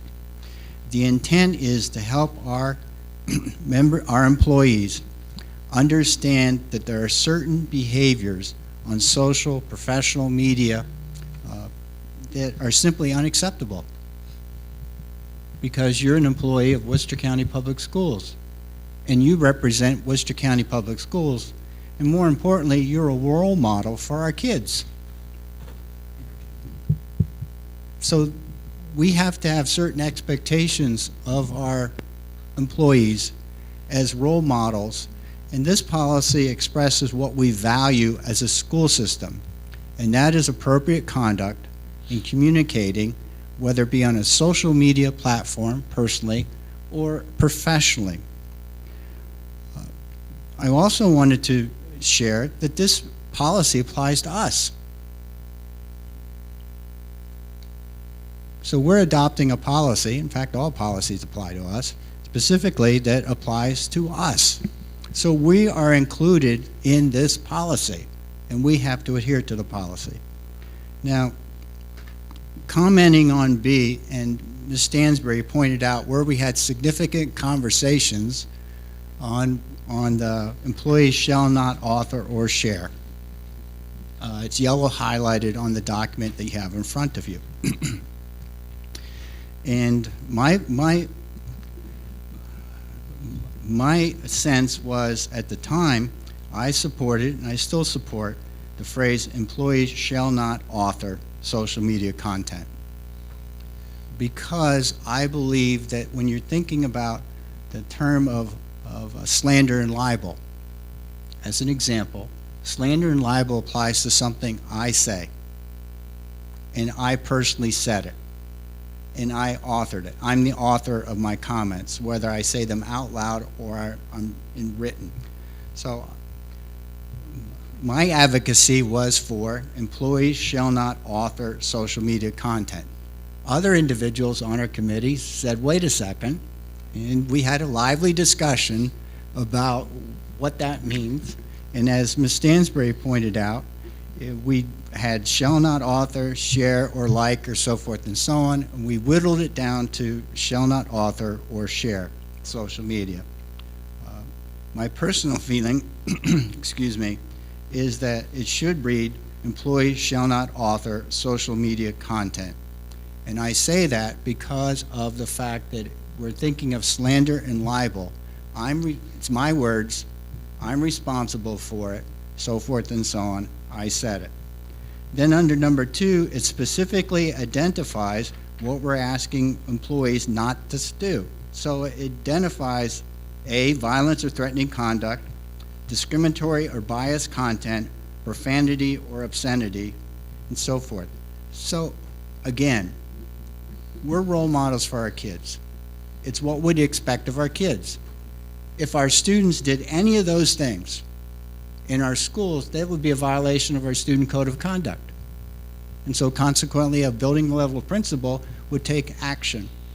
And I see this as simply saying to our employees of our school system, you have a responsibility as a role model of our school system to conduct yourself appropriately. And if you don't conduct yourself appropriately, there will be consequences. And our superintendent has great latitude in applying those consequences in terms of progressive discipline and what our superintendent can do. Also, our superintendent, I know, will be working on procedures to implement this policy, and I'm sure those procedures will provide additional detail on the conversation we earlier had in terms of appropriate platforms to communicate to students. So, my suggestion again is we use employees shall not author social media content as opposed to employees shall not author or share. And that's my justification for just using shall not author social media content. Thank you. Yes, Ms. McGomes. Thank you, John, thank you. I was on the other side, but the reason is because, let's say someone posts a meme that is all about violence against a political figure, and then you go ahead and just share their particular post, that's got your name at top. And that's the piece where share came in for me.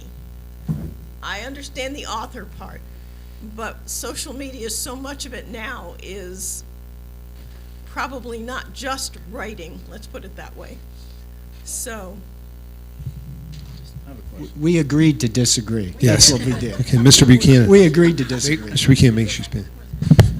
Heather, in regard to John's point of the author is really the main character in regard to libel and slander, right? But is legally, can someone be held legally for the sharing of that? I mean, that's a legal thing, right?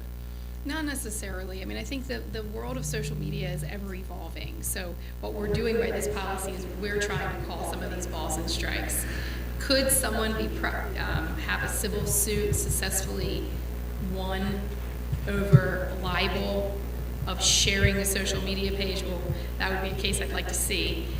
It would be hard, it would be long, it would be expensive. And so we're trying to avoid that. But I think, up until 5 years ago, maybe 3 years, if you said to share something, I mean, that would have meant nothing. We have a whole new language. So that's why I think it is good to have this conversation. I was really on the committee, I think, more as sort of the mediator or the guide. I don't think it's appropriate, really, for me to weigh in on which you should have. Both would be legally okay, correct? Neither would be illegal, but I think there's merit to both arguments, and I think you all should have a robust conversation about it, for your teachers and for your constituents, so they can understand where you're at on it.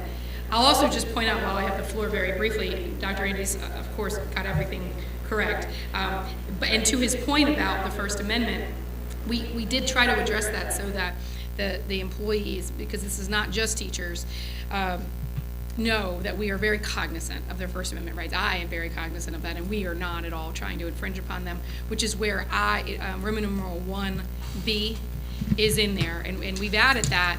We've looked at about 17 of the other places social media policy. Some I couldn't find, and some I didn't really have one. But I could not find that many acknowledged this First Amendment right, and this committee thought it was important to do that while we try to strike this very difficult balance. Yes. Mr. Buchanan. I appreciate all the time and the hard work that went into this, and I think this document really was put together in good faith. And that being said, any document can be challenged, you know. Any document can be interpreted. I mean, we see that in the courts all the time, you know, not only with lawyers, but also judges in regard to interpretation. So I think I'm still pondering the like and share, or the share and author part of that, but for the rest of the document, I stand behind. Anyone else?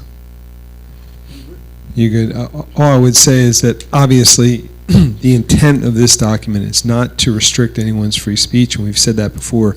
It's only to make sure that you hold yourself in a professional manner when you're representing the school system. That's really what the intent is, and to make sure that you're careful about your words and how you portray them or how you put them out. And I think that was the intent of the policy, to maintain that professional conduct. As we know, the documents sometimes have to be modified. They may have to be changed. We may have overlooked some things, which you don't always know when you're getting into them, and then you get into them, and then you say, well, we didn't think about that. So you may have to go back and look and make some adjustments that you didn't know about. But if we want further discussion or legal advice, we can table this, go back, look at it again, or we can pass it today, whatever this board's pleasure is. I'll just say, it was us three, and they were set, and I was like the swing vote going back and forth with Dr. Wallace one way or another, because I have to follow the same policy, so I get all of it. But I think at the end of the day, this is strengthening the policy. This will help encourage our staff and for the students and the public eye. I mean, we put it right there to protect students, preserve integrity of the environment in our school system. That is the main goal of this. And if passing this with saying only the author today will get this done, and we have something moving forward and we have to go back and revisit it later, I would say that we should do that and get this going so that we can get people on board with this and start somewhere. Okay. Carrie, want to make a comment? The only thing I was going to suggest was, because we do have to make some slight revisions to this, maybe we bring back the clean version to you guys next month for you to adopt, but that way we can go ahead and start working on the implementation plan in advance of that. That's fine. Is that amenable? Yeah, I mean, I think the packet, the agenda should have a clean one, but we do need to resolve the author versus share so that I can give you a clean one. Should we vote on that part now so they can? We don't have to. We can just say that we're going to bring it back in the July meeting for after the revisions take place, and we'll. Well, let's make sure we're clear. One option is everybody wants more time to consider it, and we come back in July and we essentially have the same conversation further expanded. That's option one. Mm-hmm. Option two is you direct me and Carrie, whether it's author or author and share, you hold to that, and it comes back in your agenda packet as a final, presumably for adoption. Everyone obviously is free to change their mind. That's option two. Option three is you don't want to pass it at all and you want to go back to the drawing board significantly, and or you have legal questions that need to be addressed and closed, and this just needs to be tabled to another meeting. I think those are the three options. One question, because something else that they'll find out that we struggled with was the whole posting of minors and strong familial, that kind of thing. Could that be like the same scenario? Not author, strongly advised against sharing the same negative derogatory. Could it be that lingo, and then that's don't share, and Dr. Wallace has the extra authority to kind of go either way with that depending on the post? Could that be the lingo there? I mean, it could be. I think, I don't want to speak for the superintendent, but, there's probably some balance, right, that we want to strike where whomever the superintendent is, has discretion to not enforce this, too strictly or fear that we have missed something. But on the other hand, we do need to provide, I think the board needs to provide any superintendent with guidance. And so I don't know that we want to have the superintendent calling all balls and strikes over any share. It may be best to give the superintendent guidance on that.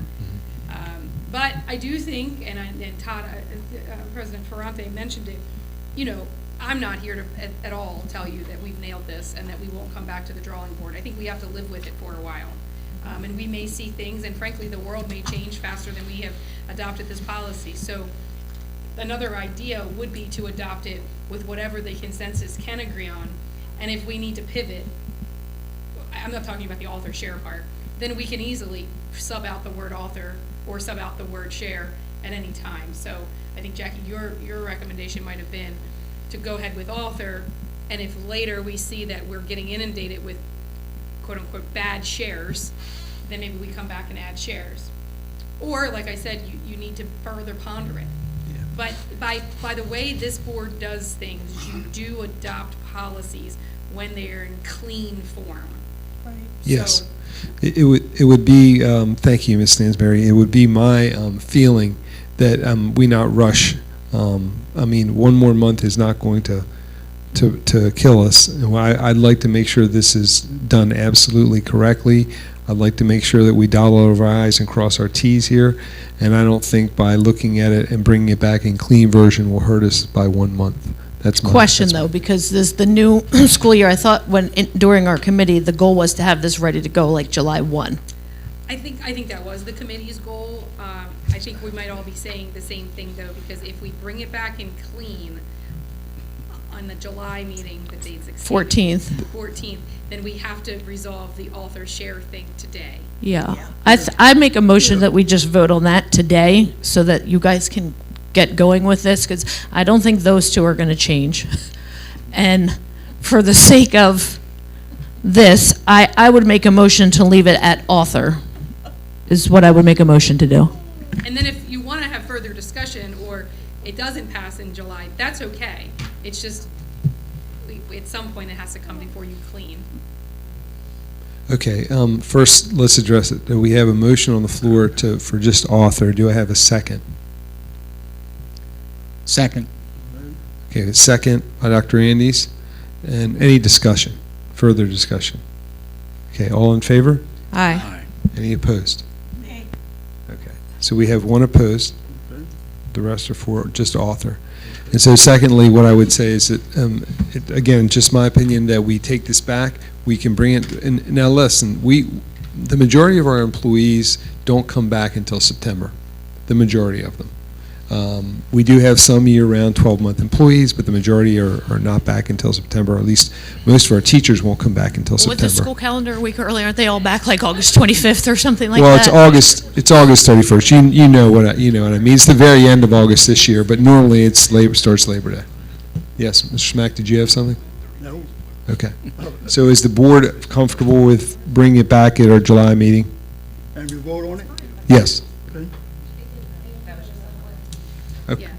Okay. So it's the policy, all you did was vote to... We just voted for the author change. It'll come back now, we're gonna remove the red lines. Mhm. You'll see it in what could be, again, It's air quotes, final form. final, Mhm. and then it's subject to further discussion or then revision. So in the July meeting, you'll hear me say, option 1 is pass it as is. Option 2, make a motion to amend. That sounds good. Is everybody okay with that? Yep. Perfect. Yes, sir. Okay. Now we'll move forward to number 11, which is the Board of Education comments. I'd like to open up to my fellow board members for any comments that they have today. Mr. Buchanan. I'll go first. Last week, I received a nicely written letter from a student at Pocomoke Middle School inviting me to come to a literary showcase. Yes. And it was my birthday on the 10th, and I thought, I'll give myself a present and go and interact with some students again, because I spent so many years and other birthdays in the company of students. So I went, and it was actually amazing. It was very, very good, very, very enjoyable.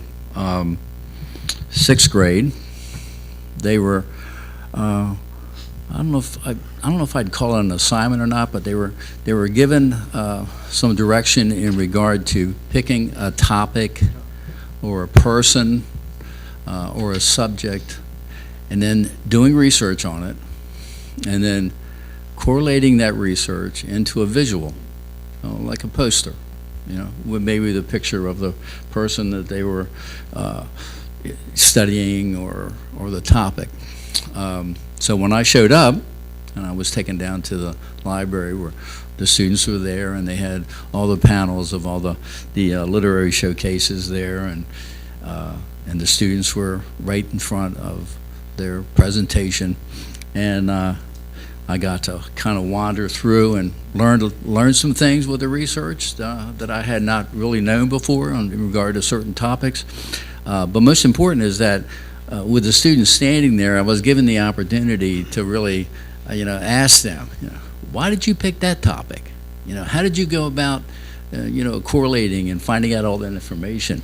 And then, the artist in me was like, and your poster or your visual that you put together, what made you decide to do it this way or that way? And did you maybe think about doing it maybe another way? And so I had dialogues, with the students that I, had stopped in front.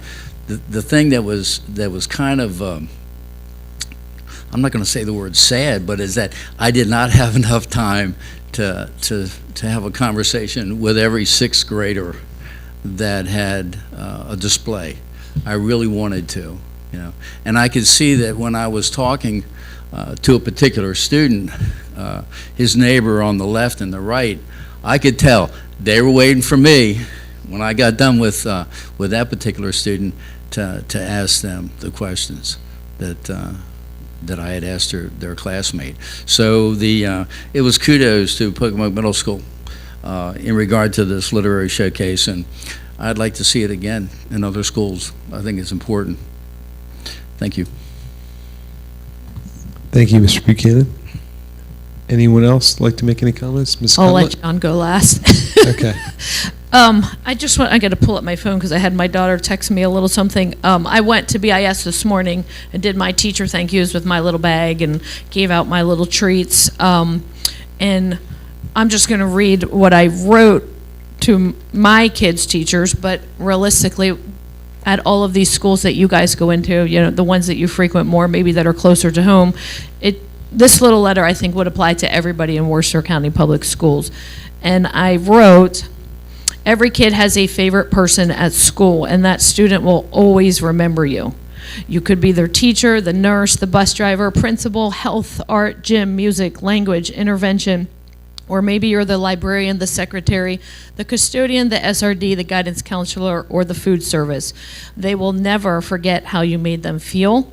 And this also goes for us parents. As a mother, I will always remember those who helped my child succeed. I want to say thank you for going above and beyond for my precious daughter. I'll leave her name out.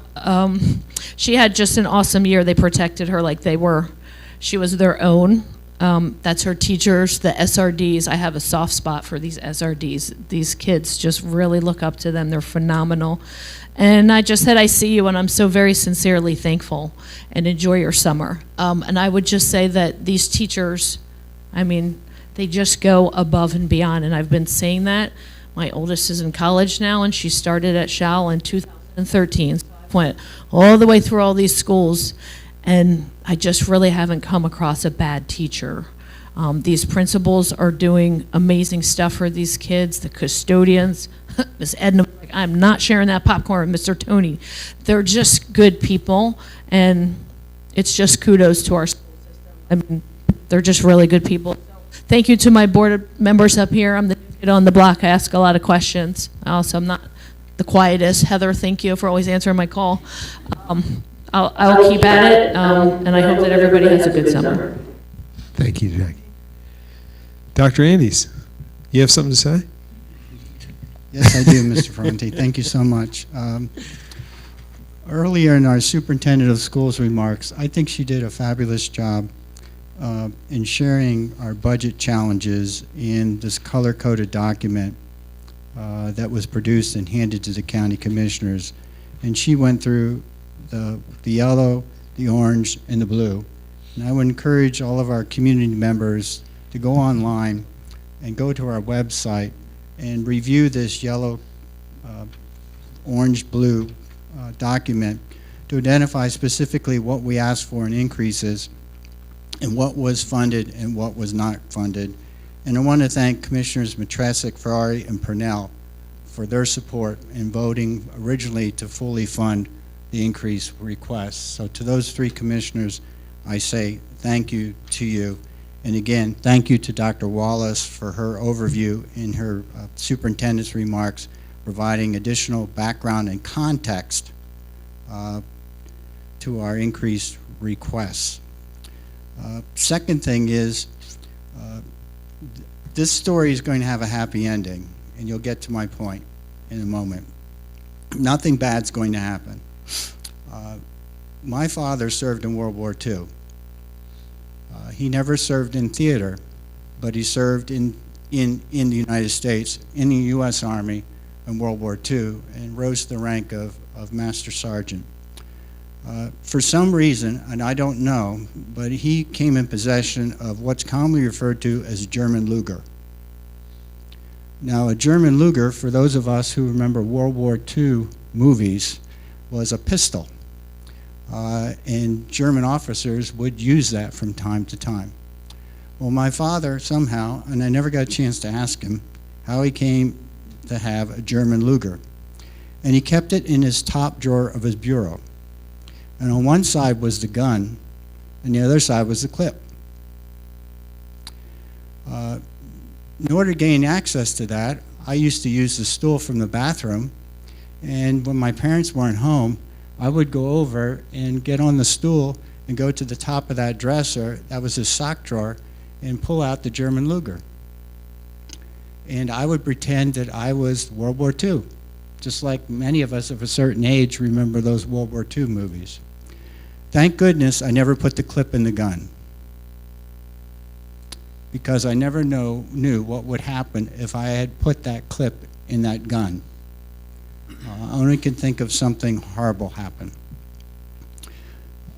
Fortunately, that never occurred, and I eventually stopped going to the drawer, but I always knew that drawer, that gun was in my dad's top drawer. What's my point? My point is, those of us who own firearms and support the Second Amendment have a responsibility to keep those firearms safe, because our kids know exactly where they are. My father probably never thought that I would get, when they weren't home, on that stool, go up and take out his German Luger and play Army with it in the upstairs bedrooms. And I would always carefully put it back and make sure I put it under the socks that he had it hid under, so forth. Our kids are going to be home this summer, and many of our kiddos will be home without adult supervision, or maybe an older sibling supervision. And I'm hoping that those of us who own firearms secure those firearms and not do what my dad did, and that is let a firearm and a clip with bullets accessible to, in this case, a 9-year-old boy. So my plea is, please, our kids are going to be home. Sometimes they'll be home with adult care, sometimes they'll be home with older sibling care, but they're going to be home alone during the summer in many cases. So those of us who own firearms, please secure them. Please secure them to make sure that an accident does not happen, because I'm telling you, our kids know where our firearms are kept. Our kids know exactly where they keep them and have accessibility to them. So please take care. On Friday, we celebrate a federal holiday, June 19th, which commemorates the end of slavery in the United States of America as we know it. And I hope everyone in our country, our community, will reflect on June 19th, the impact that slavery had on our country, and the contributions that enslaved people made to our country to help make our country what it is today. On July 4th, we're going to celebrate the 250th anniversary of the United States of America. And if you haven't watched it already, I would encourage you to watch the Ken Burns American Revolution, which is available streaming on PBS.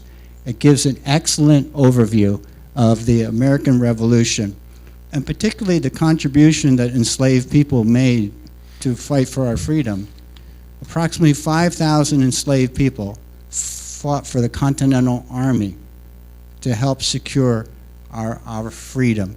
So please, July 4th, be safe, celebrate our 250th anniversary, and if you get a chance sometime between now and then or after, watch the Ken Burns American Revolution to provide background information on the U.S. history. And finally, the fifth item I have today is I hope everyone has a safe and enjoyable summer. Thank you to everyone who made this school system a success and contributed to making this an extremely successful school year. So I wish everyone a happy summer. And it's my understanding that summer school starts on Monday. So for those students joining us on Monday, I wish you a very successful summer program of enrichment or remediation. Thank you. Thank you, Dr. Andes. Yes, Mr. Smack. Several things. Friday is known as Juneteenth. Took 2 years before slavery in Texas. So that's a historic moment, Juneteenth. To our superintendent, you preached about not the truth several times during your presentation to the county commissioners. You're doing a very fine job representing this board. Not the truth means do not, well, to me it's a lie. You know, so for us, the teachers, students, the board members have a very, very blessed summer. And may God continue to bless us all. And to my daughter, she has the best chicken salad in the county or whatever, as she shared it with the faculty of Snell High School. And plus, she gave my wife also a sample of it. And it's very, very tasty. So God bless you all, and have a very safe summer. Thank you, Mr. Smack. Okay, any other board members? Just one thing that still sticks with me, I got a email from a parent concerned about, Dr. Andes, segues into what you were talking about, summer school, summer academy. And I got an email from a parent concerned about transportation to summer academy. That, consequently, that parent had emailed also the commissioners because she was concerned about summer academy because we had received a $150,000 Donnie Williams grant. And unfortunately, we were asking for $50,000 more to supplement our summer school, and consequently, this board had to make some cuts that affected some of that transportation. And Commissioner Elder had responded to her that he has no control over what the Board of Education chooses to fund. He is correct. But the fact is that Mr. Elder, along with Mr. Bertino, Ms. Abbott, and Mr. Bunning, could have funded us because the surplus in the budget was $29,708,903. All we needed was $2.8 million of that, and we would have been fully funded. Instead, that goes into surplus. And that's a shame because our kids don't get the services that they need, and they're cut back on the services. We don't have our materials of instruction. I could go down the list, but it's really a shame that just $2.8 million would have fully funded the Board of Education's budget. And it's not just about the $8 million that they decided to give us, because we needed more than $8 million. The majority of that $8 million went towards giving our staff, support staff, our teachers, and our bus drivers raises. That's where that money went. We didn't have very much excess money left over for it. So it's unfortunate, again, that the Board of Education continues to be underfunded, and they continue to underfund our students, our staff, and it's just, it's very, very disappointing. So I hope that people will remember that when they go to the polls next week, because it's going to be crucial if we want to maintain the success that we've maintained in our school system, that we have the necessary funding to do so. So with that, I also wish everyone a very, very happy summer, and I hope that, Mr. Smack, unfortunately, we're not off. We'll be back here next month. Are you sure? So, but I'm gonna turn it back over to Dr. Wallace for important announcements, including Juneteenth. Yes, just as some informational items, and several of our board members have mentioned it already, but I would be remiss if I did not mention it myself, that Juneteenth is this coming Friday, and our offices will be closed. I ask our community and our families, if you don't know the history behind Juneteenth, you should. And so take the opportunity on Friday to spend some time reflecting on the meaning of Juneteenth, on the meaning of why it took so long for that message to get to people in Texas, and reflect on where we are as a nation now. And I think it's really important that our families talk about it, and that as a community, and I would encourage my fellow board members and also my staff on Friday to really spend some time in reflection and learning. If you need to spend time learning, please do that, but also spend some moments in reflection.